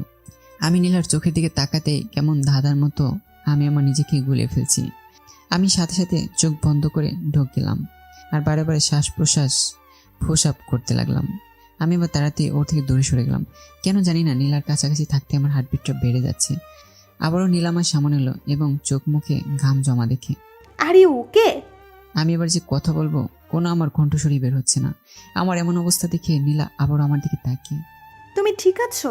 আমি এবার গড়াছি, জি জি জি জি আমি ঠিক আছি। নীলা দেখি এবার ওর পাশ থেকে রুমাল বের করে আমার কপালে লাগালো। আলাদা একটা সুখ অনুভব করছি। মনে হচ্ছে সব ক্লান্তি এখন এক নিমিষে দূর হয়ে গেল। আমার হুঁশ ফেরা মাত্রই আমি ওর রুমালটা ধরা হাতটা চেপে ধরে, এসব কি করছেন আপনি নীলা? নীলা চোখ রাঙিয়ে। চুপ একদম। আমি আর একটা মুখ থেকে কথা বের করতে পারলাম না। চাইছি এখন ওকে বকা দিয়ে ওর থেকে দূরে সরে আসতে, বাট আমি পারছি না। মনে হচ্ছে আমি ওর মায়া জালে জড়িয়ে পড়ছি আস্তে আস্তে। নীলা এবার ঘাম মুছে দিয়ে আমার ডান হাতটা খুব শক্ত করে মুঠো করে ধরলো। আমার হার্টবিটটা আরো জোরে জোরে চলছে। আবারও আমার কপাল মুখ ঘামতে শুরু করলো। আমায় নিয়ে ক্যান্টিনের দিকে এগিয়ে যাচ্ছে নীলা। আমি মাঝে মাঝে ক্যান্টিনে আসি খেতে, তবে আজ কোনো মেয়ের সাথে। কলেজে অনেক ছেলে মেয়ে আমাদের একে অপরের হাত ধরাধরি দেখে বিস্মিত হয়ে আমাদের দিকে তাকিয়ে আছে। আমায় এবার চেয়ারে বসে দিল এবং আমার দিকে তাকাতেই। উফ, আবারও তুমি ঘামছো? আজ তো তেমন গরম নেই। গরম নেই তা জানি, তবে অনুভূতিটা তো গরম, ঠান্ডা মানে না। নীলা হালকা হেসে কানের মাথায় তুলে নিল মুখের সমানে পড়ে থাকা চুল আর আমার দিকে তাকিয়ে। অফ্রো, আর ইউ সিরিয়াস? আমি কোনো স্বপ্ন দেখছি না তো? আমি এবার বাস্তবে ফিরে কি কি কি কি যেন বললাম আমি? হ্যাঁ, কি বললাম? এদিকে আমার হার্টবিট বেড়ে চলেছে। নীলা আমার অস্থিরতা দেখে আমার বুকের বাঁ পাশে হাতটার উপর হাত রাখলো এবং মিটমিট করে তাকিয়ে। আর ইউ ওকে অফ্রো? আমি সাথে সাথে নীলার হাতটা বুকের বাঁ পাশে খুব জোরে চেপে ধরে রইলাম। মেয়েটার হাতে একটা আলাদাই জাদু আছে। এতক্ষণের অস্থিরতার নিমিষে কেমন জানি কমে ফেললো। কখনো যে অনেক টাইম এভাবে কেটে গেছে আমি বুঝতে পারিনি। আমি শান্তি অনুভব করার জন্য চোখ বন্ধ করেছিলাম। নীলা আমার কানের কাছে এসে হেসে হেসে। অফ্রো, সবাই দেখছে, ছাড়ো। না, ছাড়বো না। দেখছে, দেখো সবাই। না, আমি ছাড়বো না। নীলা আবার আমার কানে একটা হালকা কামড় দিতেই আমি চোখ খুলে চারদিকে তাকিয়ে দেখি আমার দিকে সবাই তাকিয়ে আছে। আমি লজ্জায় নীলার হাতটা সরিয়ে দিলাম এবং নিজের জামাটা ঠিক করে। সরি, আমি বুঝতে পারিনি নীলা। নীলা হালকা হেসে আমার দিকে তাকিয়ে। সমস্যা নেই, আমার উপন্যাসের অধ্যায়ে তোমাকেই সেরা চরিত্র আর তোমাকেই সেরা মনের মানুষ উপস্থাপিত করব। আমি লজ্জায় কোনো কথা বলতে না পারায় দৌড়ে ক্যান্টিন থেকে দূর দূর বুক দিয়ে বাইরে বেরিয়ে এলাম। নীলা দৌড়ে পেছন থেকে আমায় জড়িয়ে ধরতে আমি ওকে ঝাঁকুনি দিয়ে সরিয়ে ফেললাম আর রেখে। পাগল নাকি বলুন তো আপনি? না, আমি পাগল না, তবে আমার মাথাটা একটু গরম। নীলা কোনো রিয়েক্ট না করে হেসে আমার সাথে কথা বলল। আমি আশ্চর্য হই। তা যাই হোক, আমায় কেন জড়িয়ে ধরবেন শুনি? নীলা আবারও হেসে মিটি মিটি চোখে। সেটাই তো, কেন জড়িয়ে ধরেছি। কাল ভেবে বলবো। ওকে। এই তোমার ফোন নাম্বারটা দাও। ফোন নাম্বার মানে? আমি কেন আপনাকে ফোন নাম্বার দেবো শুনি? নীলা এবার আমার দিকে তাকিয়ে, হাত কেটেছি তোমার জন্য, যদি আমার আবার ব্যথা হয় তখন মেডিসিন কে এনে দেবে শুনি? আমি কি বলেছি নাকি কাটতে? নীলা এবার আমার ক্লোজে আবার আসতে আমার হার্টবিটটা আবারও বেড়ে গেল। নীলা দেখি আমার প্যান্টের পকেটে হাত ভরে দিতেই আমি লাফিয়ে উঠলাম। নীলা হাসছে খুব আমার এমন অবস্থা দেখে। নীলার হাসিটা মাশাআল্লাহ, সত্যি হাসিটার কোনো তুলনা করা যাবে না, এতটা মায়াবী ও মিষ্টি। এবার দেখি ফোনটা বের করে আমার হাতের আঙুলে মোবাইলের ফিঙ্গারপ্রিন্ট ও বসালো এবং মোবাইলে আনলক করলো। আমি মেয়েটার সাহস দেখে অবাক হচ্ছি। মেয়েটা কোনো রকম আমায় আর ভয়ই পাচ্ছে না। নীলা এবার ফোন নাম্বার নিয়ে ফোনটা হাতে আমায় ধরিয়ে দিল আর আমার দিকে তাকিয়ে, এই নাম্বার অন্য কোনো মেয়েকে দিলে কিন্তু খবর আছে। আমি বাধ্য ছেলের মতো ঘাড়ে, আচ্ছা। নীলা হেসে এসে চলে গেল। আমি নীলার দিকে তাকিয়ে আছি, হাতটার খেয়াল রাখবেন কিন্তু। নীলা পিছন ফিরে আমার দিকে তাকিয়ে ঘাড়ে চলে গেল। আমি এবার কলেজ শেষ করে মেসে ফিরলাম।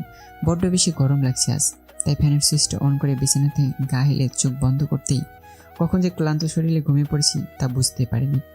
সন্ধ্যার দিকে ঘুম ভাঙলো। আমি আবার ফ্রেশ হয়ে খাবার খেয়ে পড়তে বসলাম। পড়তে বসে বই খুলে রিডিং দিচ্ছি, বাট বইয়ের পাতাতে নীলার ছবিটা ভাসছে। আমি বারে বারে মাথা নেড়ে পড়া ট্রাই করতে চাচ্ছি, বাট কিছুতেই পারছি না।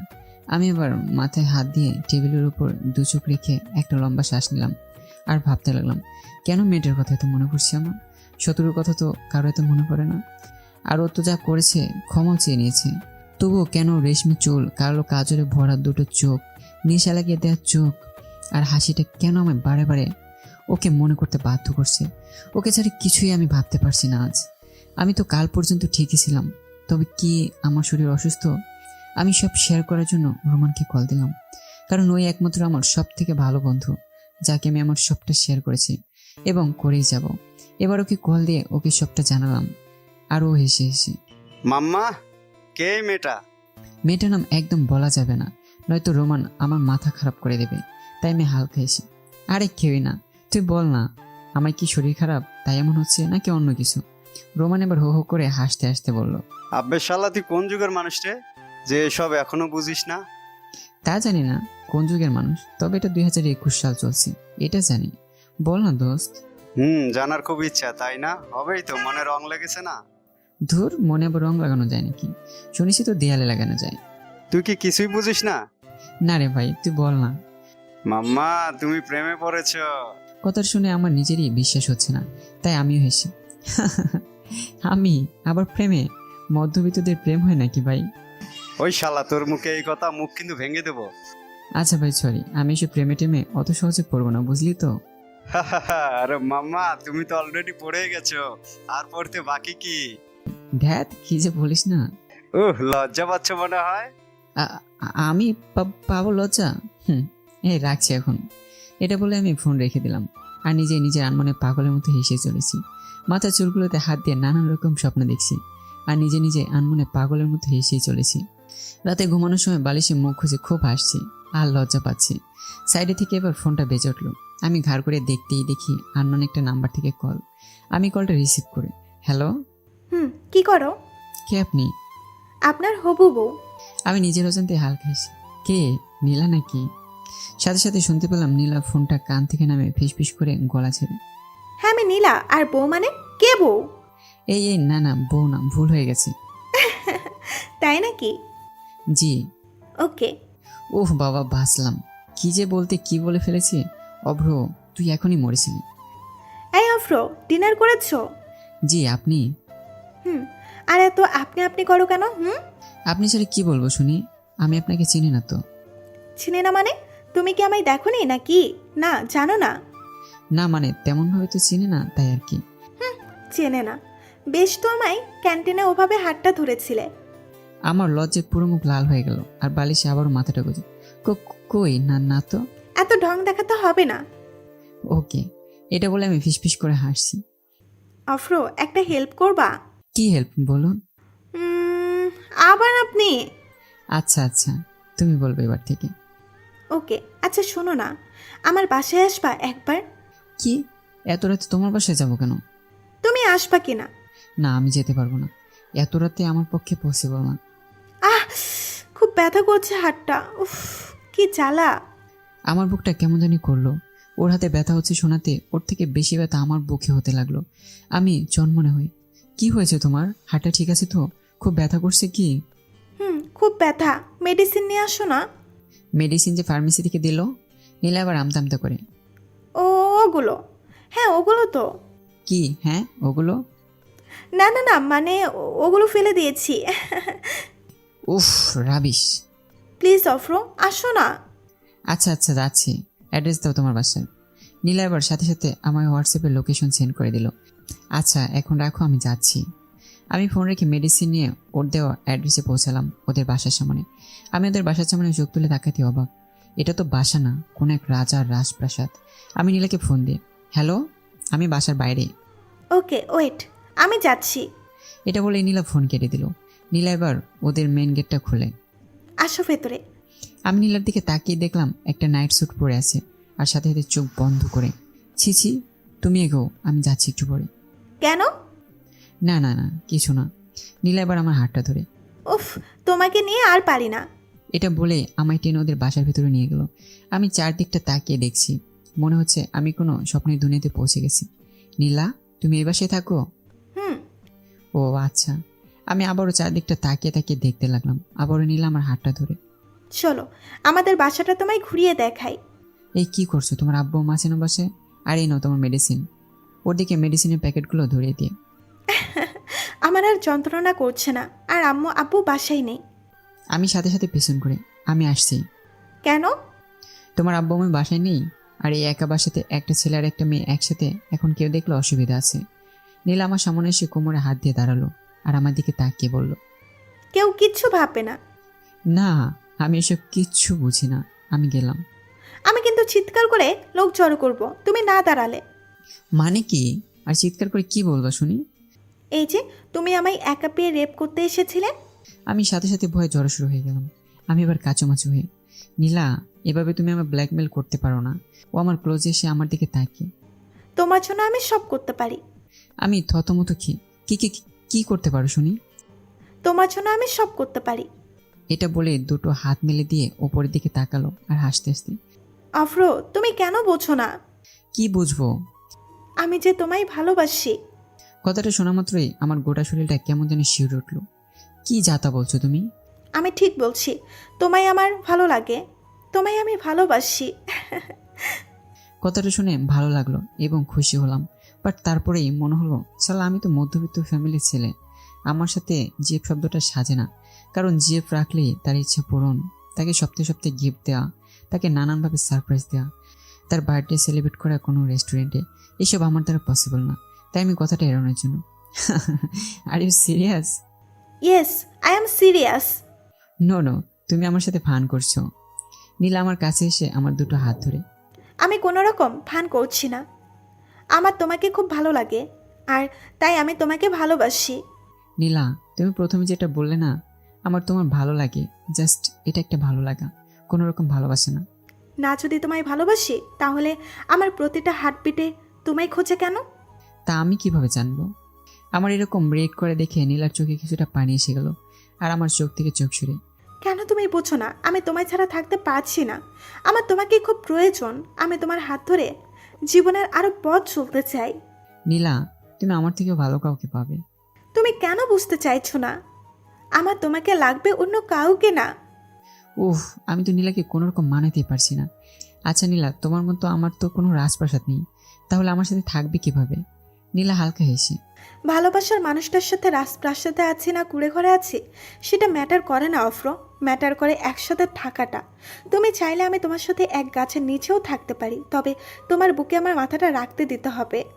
তোমার আব্বুর মতো আমার আব্বুর টাকাও তো নেই বেশি যে তোমার প্রতিটা স্বপ্ন পূরণ করব। অফ্র, তুমি বলেছিলে মনে আছে পৃথিবীতে টাকা দিয়ে সব কেনা যায়, তবে সুখ না। আমি তোমার সাথে থাকলে সুখে থাকবো, যা কোটি টাকার চেয়েও বেশি দামি। আমি আবারও একটা লম্বা শ্বাস ফেলে ভাবতে লাগলাম, মেয়েটাকে আমি কিভাবে বোঝাবো? এ তো বুঝতেই চাইছে না। তবুও আমি, নীলা তুমি বুঝতে পারছো না, তুমি এখন যেমন আমার সাথে রিয়েক্ট করছো, আমার সাথে রিলেশনে আসার পর তুমি এমন থাকবে না। তুমি অন্যদের দেখে অন্যদের মতো হওয়ার ট্রাই করবে, আমার কাছে বিভিন্ন দাবি করবে, যা আমার মতো একজন মধ্যবিত্ত ফ্যামিলির ছেলের পক্ষে এই দাবি মেনে নেওয়া ইম্পসিবল ব্যাপার। উফ, আমি জানি না এত সব। আমি তোমাকে ভালোবাসি মানে ভালোবাসি। এটা বলে আমায় জড়িয়ে ধরলো। এই তুমি ভালোবাসার কথা জানাচ্ছ নাকি হুমকি দিচ্ছ? ছাড়ো আমায়। নীলা আমার কলারটা ধরে আমার চোখের দিকে কটাক্ষ দৃষ্টিতে তাকিয়ে। ভালো যখন বেশি ফেলেছি তখন আমি কি করব? আমার দোষ কোথায়? তোর মধ্যে এত মায়া যদি আগে বুঝতাম তোর ধারে কাছে যেতাম না। এখন যখন ভালোই বেসে ফেলেছি, আমি অত সব জানি না। আমি ভালোবাসি তোমাকে। বাচ্চাদের মতো অভিমানী মুখ নিয়ে বলে আমার বুকে মাথা লুকালো। আমি সোজাসুজিভাবে নীলাকে কোনো উত্তর দিতে পারবো না, তাই আমি, ওকে নীলা, আমায় একটু ভাবার টাইম দাও, এটা নিয়ে আমি ভেবে বলবো। এখন আমি আসি। এটা বলে আমি ওকে ছাড়িয়ে দিলাম আর ওর বাচ্চার মতো ঘাড় নেড়ে। ওকে। মেয়েটার এমন পাগলামিগুলোকে বড্ড ভালো লাগছে, আর কিছুটা টাইম স্পেন্ড করতেই মন যাচ্ছে। বাট ওর কাছে বেশিক্ষণ থাকলে হয়তো মেয়েটা আরো বেশি পাগলামি শুরু করবে। আমি আবার সোজা মেসে চলে গেলাম। মেসে এসে আমি ভাবতে লাগলাম নীলাকে না জানিয়েই দেব আমার বুকের কষ্টটা চেপে, কারণ মধ্যবিত্তর ধনীদের মধ্যে ভালোবাসার সম্পর্ক হলেও কখনো তো সফল হয়ে ওঠেনি, আর হলেও বা খুবই কম। আমি চাই না আমার জন্য নীলার বাকিটা জীবন নষ্ট হোক এভাবে। আমি সরাসরি জানিয়ে দেব কাল কলেজে গিয়ে। হয়তো নীলা কিছুদিন বা কিছু মাস কষ্ট পাবে, তারপর সবটা ঠিক হয়ে যাবে। আমি এসব ভেবে বালিশে মাথা দিয়ে শুয়ে আছি। পরের দিন কলেজে গেলাম। কলেজে ঢোকা মাত্র নীলা আমার হাতটা শক্ত করে ধরে কলেজ ক্যাম্পাসে বেঞ্চের কাছে নিয়ে যেতে লাগলো। আমার হার্টবিট আবারও বাড়তে লাগলো। আমি কোনোরকম কন্ট্রোল করে বেঞ্চে ওর সামনে বসলাম। নীলা এবার মাথা নিচু করে। কি ভাবলে আমাদের বিয়েটা নিয়ে? আমি যে নীলাকে কিভাবে কথা বলবো খুঁজে পাচ্ছি না, তাই আমি নীলার দিকে হেসেছি। আমি যেটা বলবো সেটা শুনে কষ্ট পাবে না বলো? আমার এই কথাটা শোনা মাত্র ওর মুখটা নেমে গেল আর ঘাড় নেড়ে। ওকে। প্রমিস করো। আমি হাত এগিয়ে দিলাম এবং নীলা আমার হাতের উপর হাত রেখে। ওকে, প্রমিস। আমি এবার একটা শ্বাস নিলাম এবং চোখ বন্ধ করে। আই থিঙ্ক আমার পক্ষে আমাদের সম্পর্কে না যাওয়াটাই বেটার।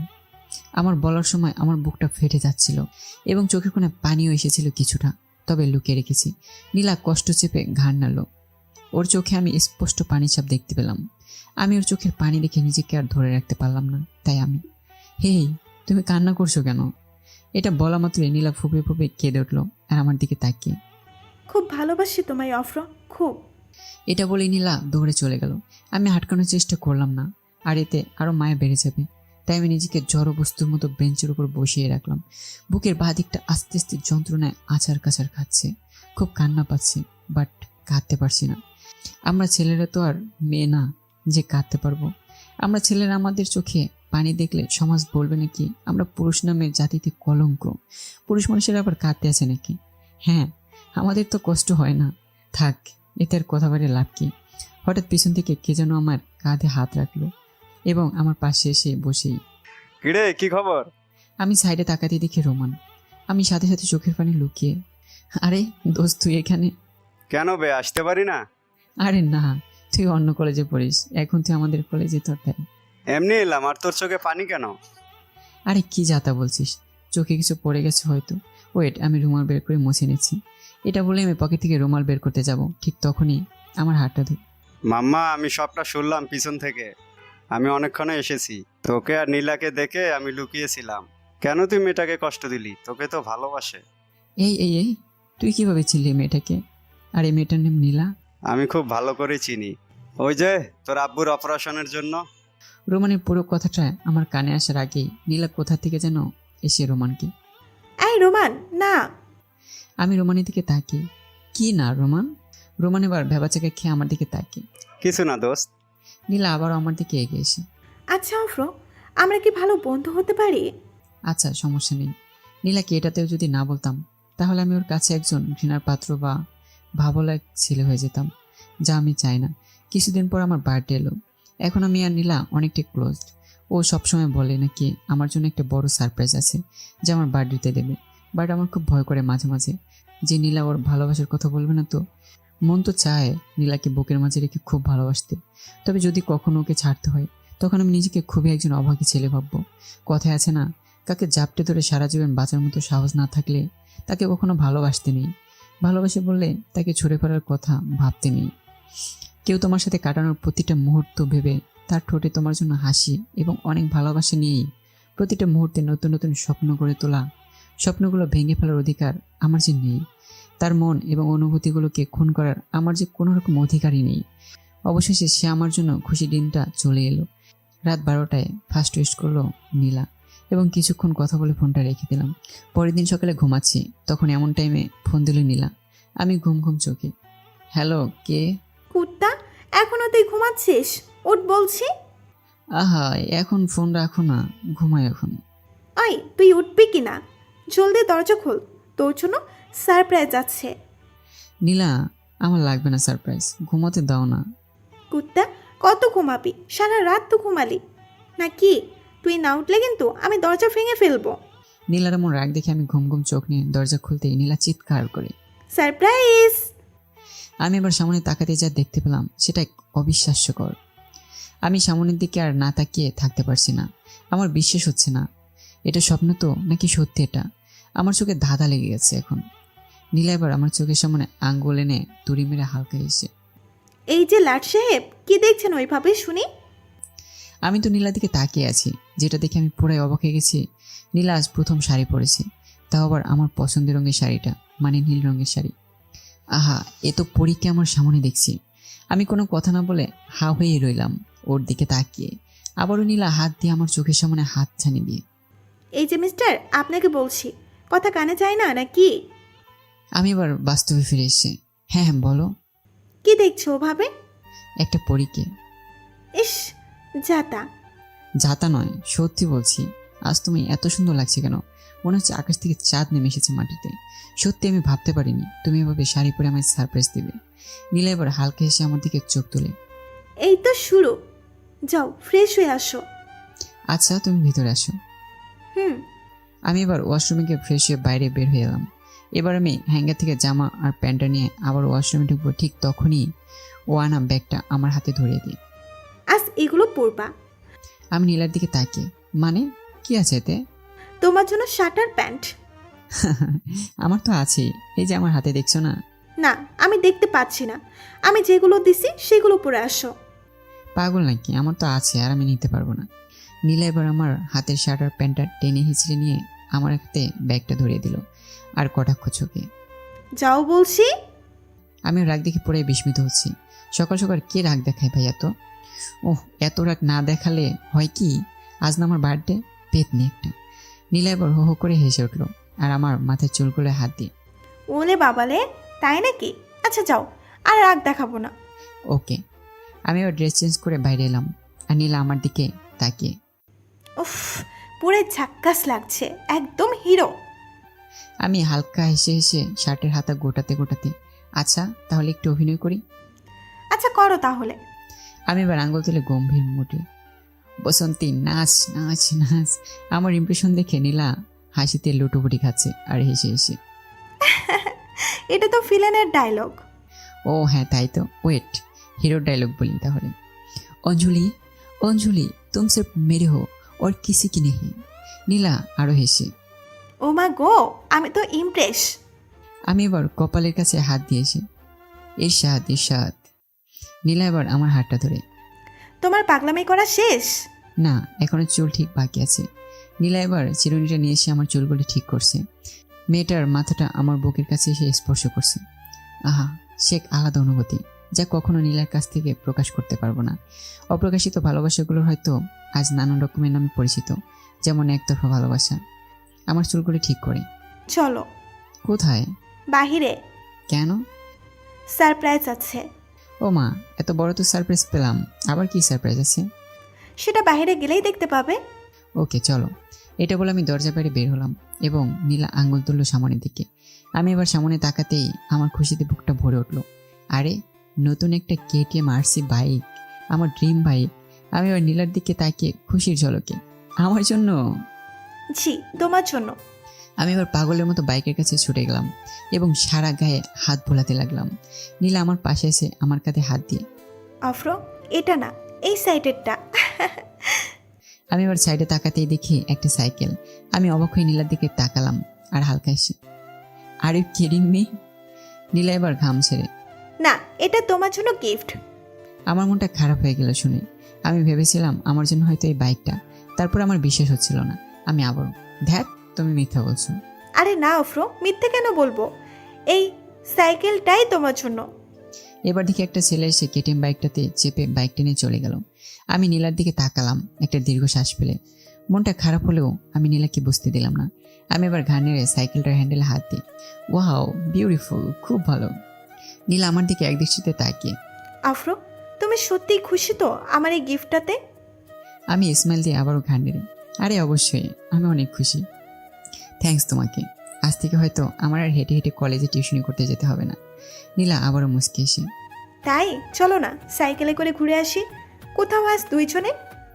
আমি কথাটা শুনে নীলার দিকে তাকিয়ে রইলাম। এই মেয়ে যে কিনা গাড়ি কিংবা স্কুটি ছাড়া এক পা চলে না, সে আজ আমার সাথে সাইকেলে বসে করতে বেরোবে। আমি আমার অবাক হয়ে যাওয়ার রেক নিয়ে। তুমি সাইকেলে? নীলা এবার ভোরে খুশকে। সমস্যা কোথায়? আচ্ছা চলো। আমি এবার সাইকেলের সিটে বসলাম আর নীলা সাইকেলের পিছের ক্যারিয়ারে। বুঝতে পারছি মেয়েটার বসতে কষ্ট হচ্ছে, তবুও সে বসেছে। আমি এবার সাইকেলের প্যাডেলে পা দেওয়া মাত্রই ও আমার কোমরটা চেপে ধরলো। আমি মাঝে মাঝে পিছনে তাকিয়ে ওর দিকে লক্ষ্য করছি। ওর খোলা রেশমি চুলগুলো হাওয়াতে বারে বারে এদিকে বয়ে যাচ্ছে, আরও মুখের সামনে চলে আসে চুলগুলো বারে বারে গুছিয়ে নিচ্ছে। বড্ড সুন্দরী লাগছে আজ মেয়েটাকে। ফর্সা কপালের মাঝে একটা কালো টিপ, চোখের নিচে হালকা কাজল আর ঠোঁটে হালকা গোলাপি লিপস্টিক। নীলা আস্তে আস্তে আমায় আরো জোরে চেপে ধরেছে। এবার আমার পিঠে মাথা রাখতে আমার বুকের হার্টবিটটা বাড়া শুরু করে গেল। নিজেকে আর কোনো রকম ভাবে কন্ট্রোল করতে পারছি না। নীলা আমার কাঁধে মাথা রেখে। আফরো, একটা কথা বলি। বলো। তুমি এত ভালো কেন? জানি না। তাই? আচ্ছা তাহলে আমি বলি। বলো। তুমি বড্ড পাজি একজন, যে সবাইকে নিজের জালে মাঝে ফাঁসিয়ে নিতে পারে। তাই নাকি? তাহলে আমার নামে মামলা দিবা নাকি থানায়? জি না, তোমায় একেবারে আমি মেরে ফেলবো। অত সহজ না। আমার আম্মু আব্বু ছেড়ে কথা বলবে না। নাই বলুক, আন্টি আঙ্কেলকে বলবো আপনাদের ছেলে প্রেম করতো আর প্রেমের ছাকাকে ওসব ভুলভাল কাজ করেছে। হ্যাঁ না, আমি কবে প্রেম করলাম? কেন করতে পারো তো? কার সাথে করবো শুনি? কেন আমার সাথে? আমি সাথে সাথে সাইকেলের ব্রেক দিয়ে দাঁড়িয়ে যেতেই নিলাম ভয়ে ভয়ে। মিমি মজা করছিলাম তো। আমি আবারও সাইকেল চালানো শুরু করলাম। মেয়েটার রিয়াকশনটা দেখে খুবই হাসি পাচ্ছে। আমরা কিছুক্ষণ পর সিগন্যালে গিয়ে আটকে গেলাম। আমার সাইডে একটা 4 হুইলার দাঁড়িয়ে আছে আর তার আয়নাতে দেখতে পাচ্ছি নীলাকে। নীলা আমার দিকে ঘুষি মারার মুঠো করে হাতটা আমার দিকে নিয়ে আসছে, আবার নিয়েও যাচ্ছে। চোখ পোড়াই রাগের ছাপ আর বিড়বিড় করে কি যেন বলছে। আমি একবার পেছন ফিরে ওর দিকে তাকাতেই ও দাঁত বের করে হাসতে লাগলো। আমরা আরো কিছুটা পথ খুললাম। এবার আমরা বাসায় যাব। সেই পথে আমরা রওনা দিচ্ছি। হঠাৎ নীলা। এই আফরো, স্টপ স্টপ। আমি সাইকেল থামি। কি হলো? নীলা এবার নেমে। আফরো, আজ না আমার বার্থডে, আর আজ ফ্রেন্ডকে ট্রিট দিতে হয়, সেটা তুমি নিশ্চয়ই জানো। জি। এবার নীলা হাত তুললো একটা রেস্টুরেন্টের দিকে। আফরো চলো, আজ ট্রিট দাও আমায়। আমি রেস্টুরেন্টে তাকাতে কেমন যেন হয়ে গেলাম। আমার পার্সে তো বেশি টাকা নেই, তাহলে আমি কিভাবে নীলাকে নিয়ে রেস্টুরেন্টে যাব? নীলা আবারও আঙুল তুলে। এই আফরো চলো না, ওই ফুচকার দোকানে গিয়ে ফুচকা খাই। নীলার কথাটা শোনা মাত্র আমি আবারও ওই দিকে তাকালাম আর সামনে তাকাতে দেখতে পেলাম রেস্টুরেন্টের সাইডে একটা ফুচকার স্টল আছে। নীলা তো চাইলে রেস্টুরেন্টে যাওয়ার কথা বলতে পারতো, বাট নীলা বললো না। আমি এবার সাইকেল থেকে নামলাম খুশি মনে, আর আমার হাতটা ধরে নীলা হাসি মুখে আমার দিকে তাকিয়ে। কি ভেবেছো আমি রেস্টুরেন্টে নিয়ে যেতে বলতাম? কখনোই না। আমি তোমার পাশে আছি। আমি জানি তুমি কি পরিস্থিতির মধ্যে এখন চলছো। আমি হালকা হেসে নীলার দিকে তাকালাম আর ভাবতে লাগলাম, সত্যি একটা মেয়ে কতটা বদলাতে পারে। সে যদি চেষ্টা করে নিজেকে বদলানোর এবং ভালোবাসার টানে। আমরা এবার ফুচকা খেয়ে আমরা মেসের কাছে এলাম, কারণ আমার মেসেই ওই স্কুটিটা আছে। আমি এবার সাইকেল স্ট্যান্ড করে স্কুটির কাছে নিয়ে গিয়ে। আচ্ছা নীলা, তাহলে তুমি এখন যাও। আবার বিকেলে আসবো। আবার কেন? বুদ্ধু, কেকটা কে কাটবে শুনি? আমি তো ভুলেই গিয়েছিলাম। আচ্ছা এখন বাই। এটা বলেই আমি সামনে মুখ করে চলতে শুরু করলাম, নীলা পিছন থেকে। ওই কুত্তা, এত জলদি কিসের? সোজা এসে আমার হাতটা চেপে ধরলো। আমি কিছু বললাম না নীলাকে।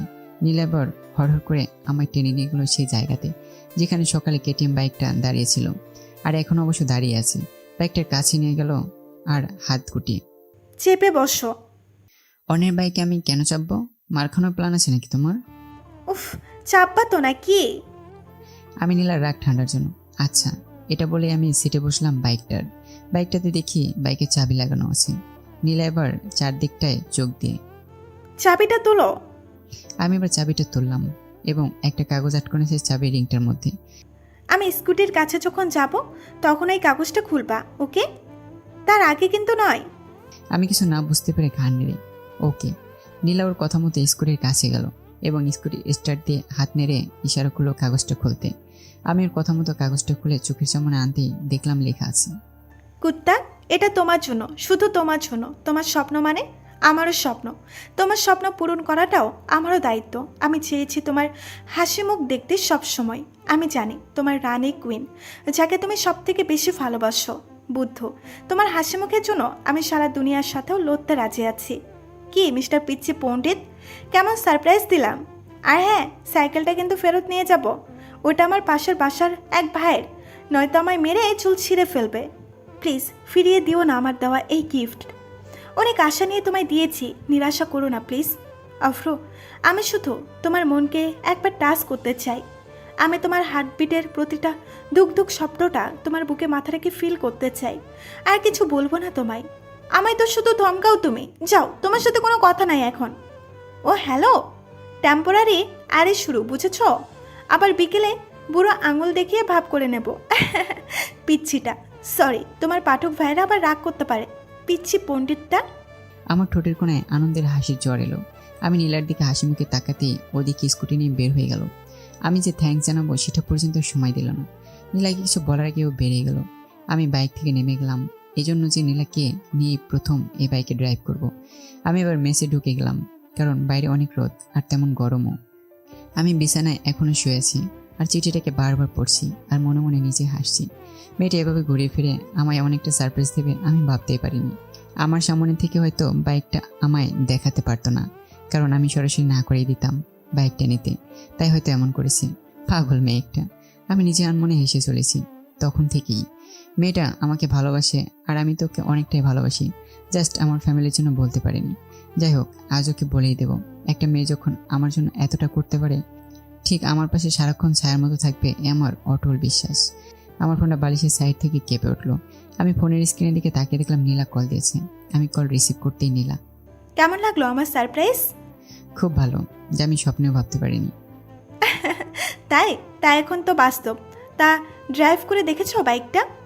না, কেন? আমি একজনকে মনে মনে ভালোবাসি, তাকে পিছনে বসে প্রথম ড্রাইভটা করতে চাই। নীলার সাথে সাথে নিস্তব্ধ হয়ে গেল কিছুক্ষণের জন্য। আমি গলা ঝাড়তেই, হ্যাঁ শুনছি। তা কে সেই ভাগ্যবতী মেয়েটি? আমি এবার খিলখিল করে হেসে, দেখতেই পাবা কে সেই মেয়ে যাকে আমি খুব ভালোবাসি। নীলা এবার কেমন মন খারাপ করে, ওকে রাখলাম, কেন? কাজ আছে একটু। এটা বলে মেয়েটা ফোনটা রেখে দিল। আমি জানি মেয়েটা আমাকে প্রচুর ভালোবাসে, তাই হয়তো আমার মুখে কোনো মেয়ের নাম শুনে কষ্ট পাচ্ছে। নীলা যেমন আমায় আজ সারপ্রাইজ দিয়েছে, আমি ওকে সারপ্রাইজ দেবো ভাবেই। বিকাল হতে আমি নীলাকে কল দিই, কি হলো আজ বানাম বার্থডে সেলিব্রেট করতে? নীলা এবার চাপা কণ্ঠে, হ্যাঁ যাচ্ছি, ওয়েট। প্রায় 20 মিনিট পর আমার সামনে এসে দাঁড়ালো। আমি মেসের বাইরে দাঁড়িয়ে আছি। মেয়েটার মুখটা কেমন শুকিয়ে গেছে, আর চোখের নিচে চোখের কাজলের জল টপ টপ করে হয়তো গড়িয়ে পড়েছে, তাই হয়তো ওর চোখের নিচে জমে গেছে কালো দাগ। মেয়েটা আমার দিকে না তাকিয়ে, তোমার সেই গপ কোথায়? একটু পরে আসবে। আচ্ছা চলো না, ওর জন্য কিছু গোলাপ নিই। এটা বলে আমি স্কুটির হ্যান্ডেলটা ধরতে যাব, ঠিক তখনই নীলা আমার স্কুটির হ্যান্ডেল না ধরতে দিয়ে রাগে মোটে। আমি যাব না। আমি এবার স্কুটির সামনে বসতেই নীলা সরিয়ে গেল, আর এখনও রাগে গিজগিজ করতে করতে। আফরো, আমি কিন্তু যাব না বলছি। আমি নীলার দিকে চোখ রাঙি, কি? সাথে সাথে নীলা ভিজা বেড়ালের মতো, কই কিছু না তো, আমি তো যেতেই বলছিলাম। আমি আর কোনো কথা না বলে স্কুটি স্টার্ট দিয়ে চলতে শুরু করলাম। রাস্তায় এখন যাচ্ছি। নীলা আমায় আজ আর জড়িয়ে ধরেনি। আমায় ধরে বসো, নয়তো পড়ে যাবে। আমার লাগবে না ধরা, আমি একাই ঠিক আছি। তাই? আচ্ছা যদি পড়ে যাও? তাতে তোমার কি? আমার তো কিছুই না। হ্যাঁ, তা কেন কিছু হবে? এখন তো ওই মেয়েই সব। সে তো হবেই, কারণ তাকে যে আমি খুব ভালোবাসি। এই শোনো, এইসব ন্যাকামির কথাবার্তা না আমার কাছে বলো না, ওকে?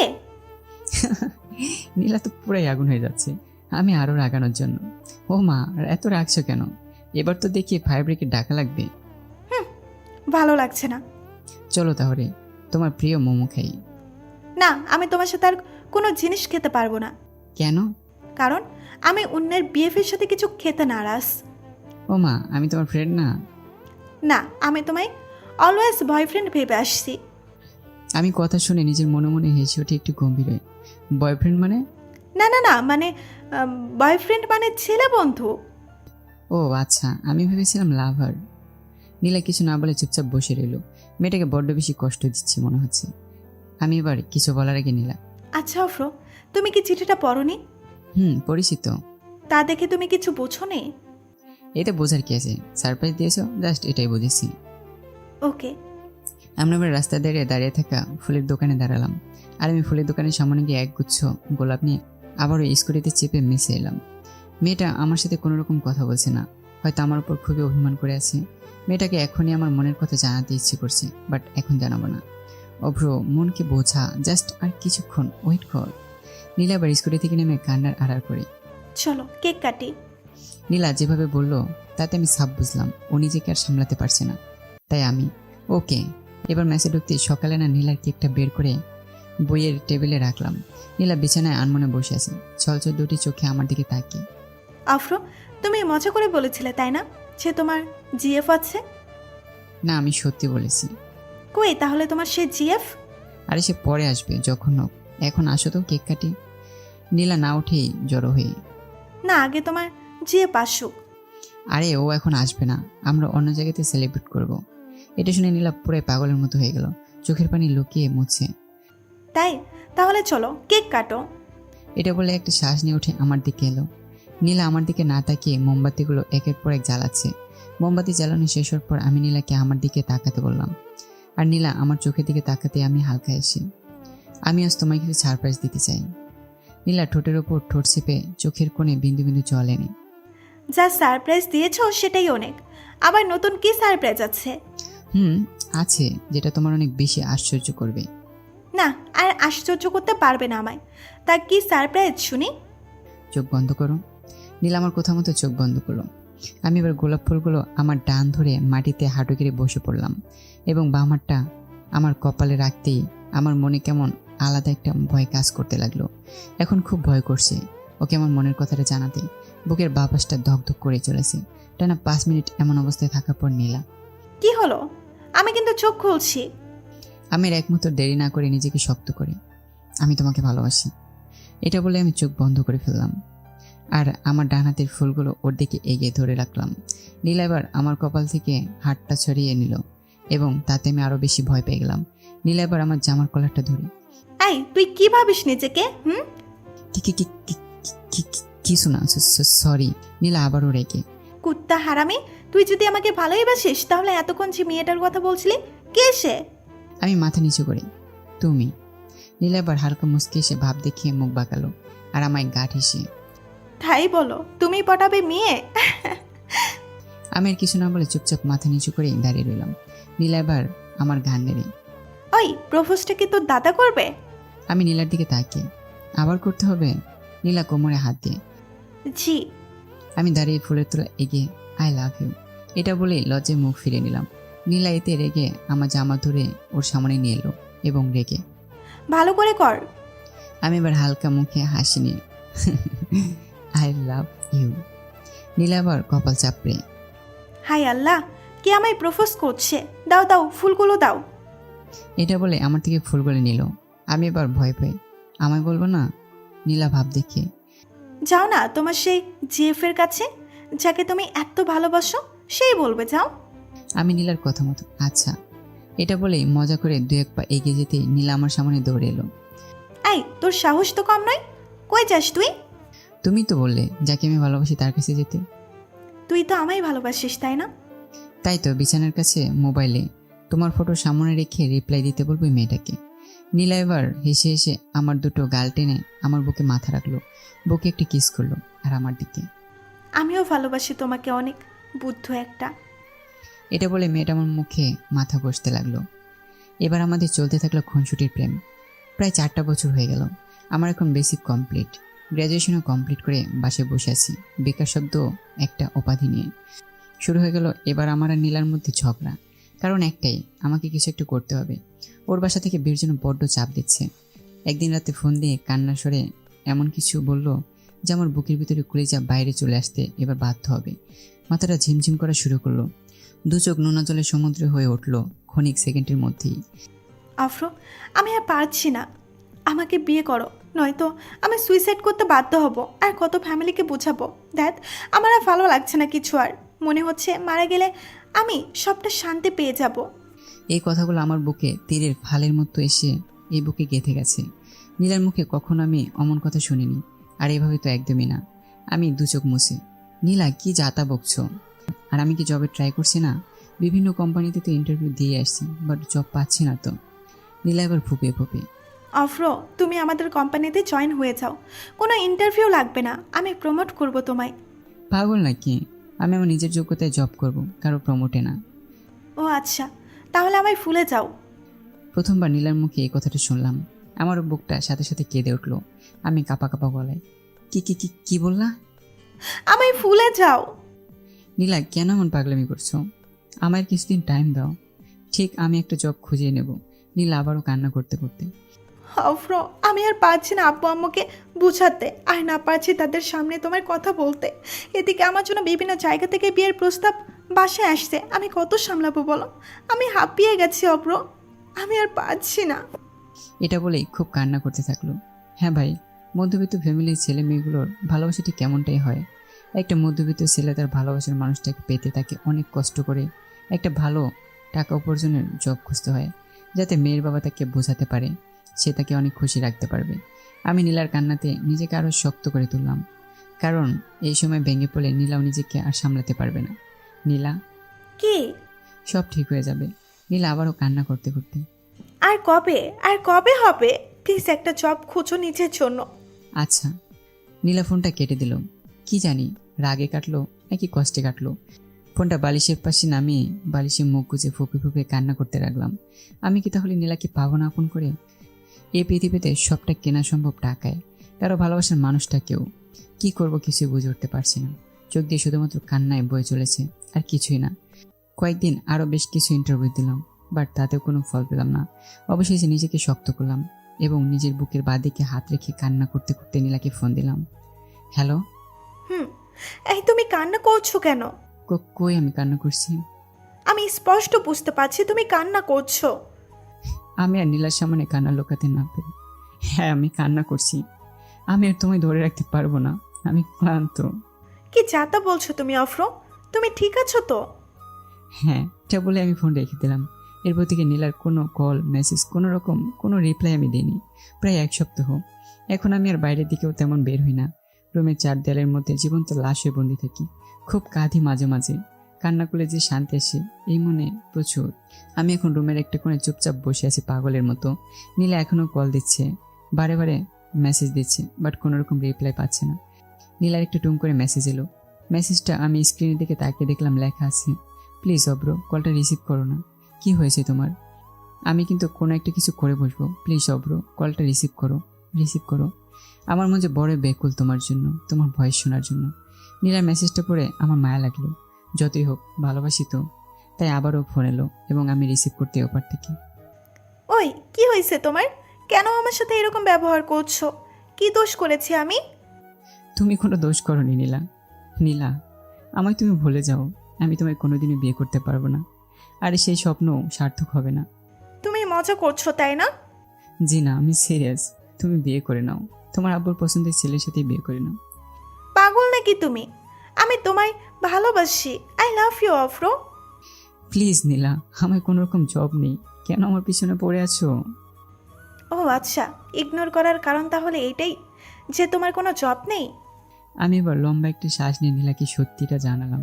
জি। অফ্র, তুমি যতদিন না কোনো জব পাচ্ছ আমি তোমার পাশে আছি। আমি ফ্যামিলিকে যেভাবেই হোক মানিয়ে নেব, জাস্ট তোমাকে পাবার জন্য। আমি তোমার জন্য সব করতে পারি, আমি তোমার জন্য এই দুনিয়াও ছাড়তে পারি। খুব ভালোবাসি যে তোমায় অফ্র, খুব ভালোবাসি। নীলার কথাগুলো শুনে মনে অনেক শান্তি পেলাম। কেউ না পাশে থাকলো, নীলা এখন আমার পাশে আছে। আমি শান্ত হয়ে হালকা এসে, আমি খুব ভালোবাসি তোমায়, খুবই ভালোবাসি পাগলি। আমি তোমায় হারাতে চাই না। আচ্ছা, মিট করবা আজ? না।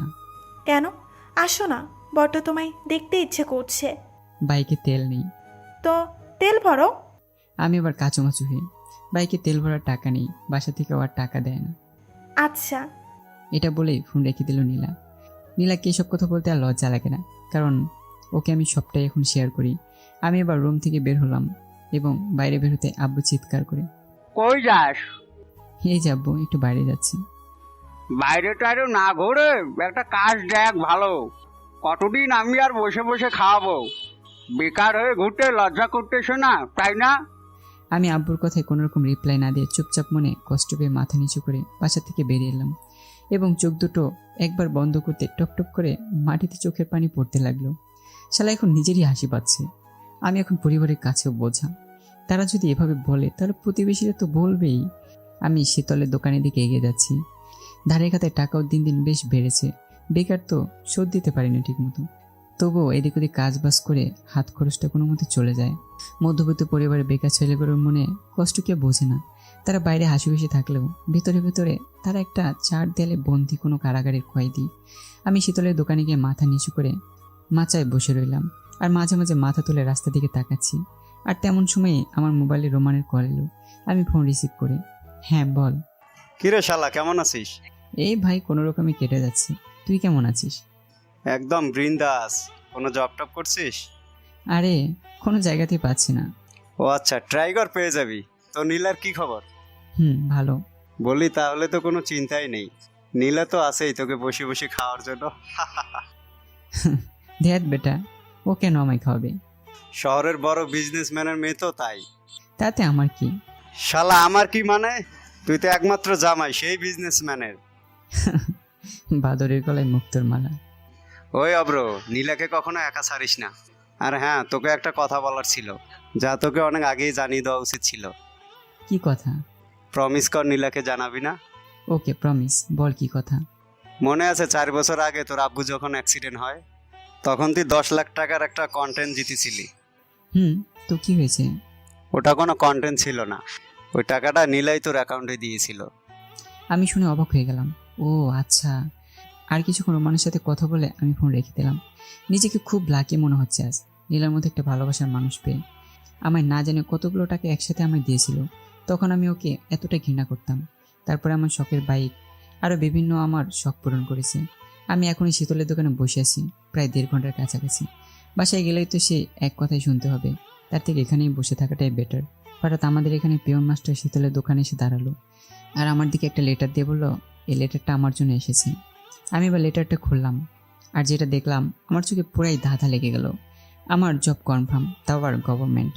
প্রায় 2 বছর আগে স্কুলে শিক্ষকতার জন্য পরীক্ষা দিতে গিয়েছিলাম। তারপর অনেকবার রেজাল্ট জানতে চাইলেও রেজাল্ট তারা ডিক্লেয়ার করেনি। অবশেষে এতদিনের রেজাল্ট আউট হয়েছে, যাতে আমি সিলেক্ট হয়েছি। আর এটা আমার জয়েন লেটার। আগামী মাসের 5 তারিখে আমার জয়েন। আমি হাসবো না কান্না করবো কিছুই বুঝতে পারছি না। বাসায় গিয়ে আব্বু আমাকে জানাতে তারা খুশির কান্নায় মেতে আমার জড়িয়ে ধরে কাঁদতে শুরু করে দিল। আমার বাসায় আজ মনে হচ্ছে এত খুশি এত আনন্দ আমার মনে কখনো আসেনি।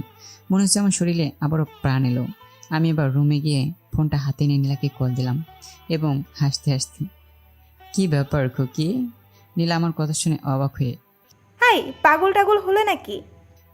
হয়ে গেছি খুশিতে। ভালো। কেন জিজ্ঞাসা করবে না? কেন শুনি? আমার জব কনফার্ম হয়ে গেছে, তাও আবার গভর্নমেন্ট। নীলা আমার কথা বিশ্বাস করতে পারছে না, তাই আবারও, কি? আমার জব কনফার্ম হয়ে গেছে, তাও আবার গভর্নমেন্ট। নীলা এবার খুশিতে, ও আল্লাহ, তোমার লাখ লাখ শুক্রিয়া, তা জয়েন করবে আগামী মাসের 5 তারিখে। গুড, আমি আজ অনেক খুশি। আমি এবার হাসতে হাসতে, এবার তো তোমার আব্বুর কাছে আমার কথা বলতে পারবা। পারবো। আমার জন্মের প্রায় 3 মাস পর নীলাকে সবটা জানাতে বললাম নীলার আব্বুর কাছে। প্রথমে নীলার আব্বু মানতে চাইছিল না, পরে নীলার কান্নাকাটি করতেই তবেই মেনেছে। আমাদের এঙ্গেজ হয়েছে, বাট নীলা নাকি ওর আব্বুর বিজনেস ধরতে চলেছে, তাই এখন বিয়েটা করবে না। ওর আব্বুর সাথে থেকে পুরো বিজনেস প্রসেস শিখে তবেই নাকি বিয়ে করবে। আমি এতে কোনো রকম বাধা দিইনি, কারণ আমি যখন বেকার ছিলাম তখন নীলা আমার পাশে ছিল, আমার সারাক্ষণ সাপোর্ট করেছে। আর তাই আমি ওকে করছি এবং ভবিষ্যতেও করব। অতঃপর নীলা ওর বাবার ব্যবসাটা গুছিয়ে নিল আর আমাদের স্বপ্নটাও পূরণ হয়ে গেল। আর এর সাথেই গল্পটা এখানেই শেষ করলাম। আল্লাহ হাফেজ।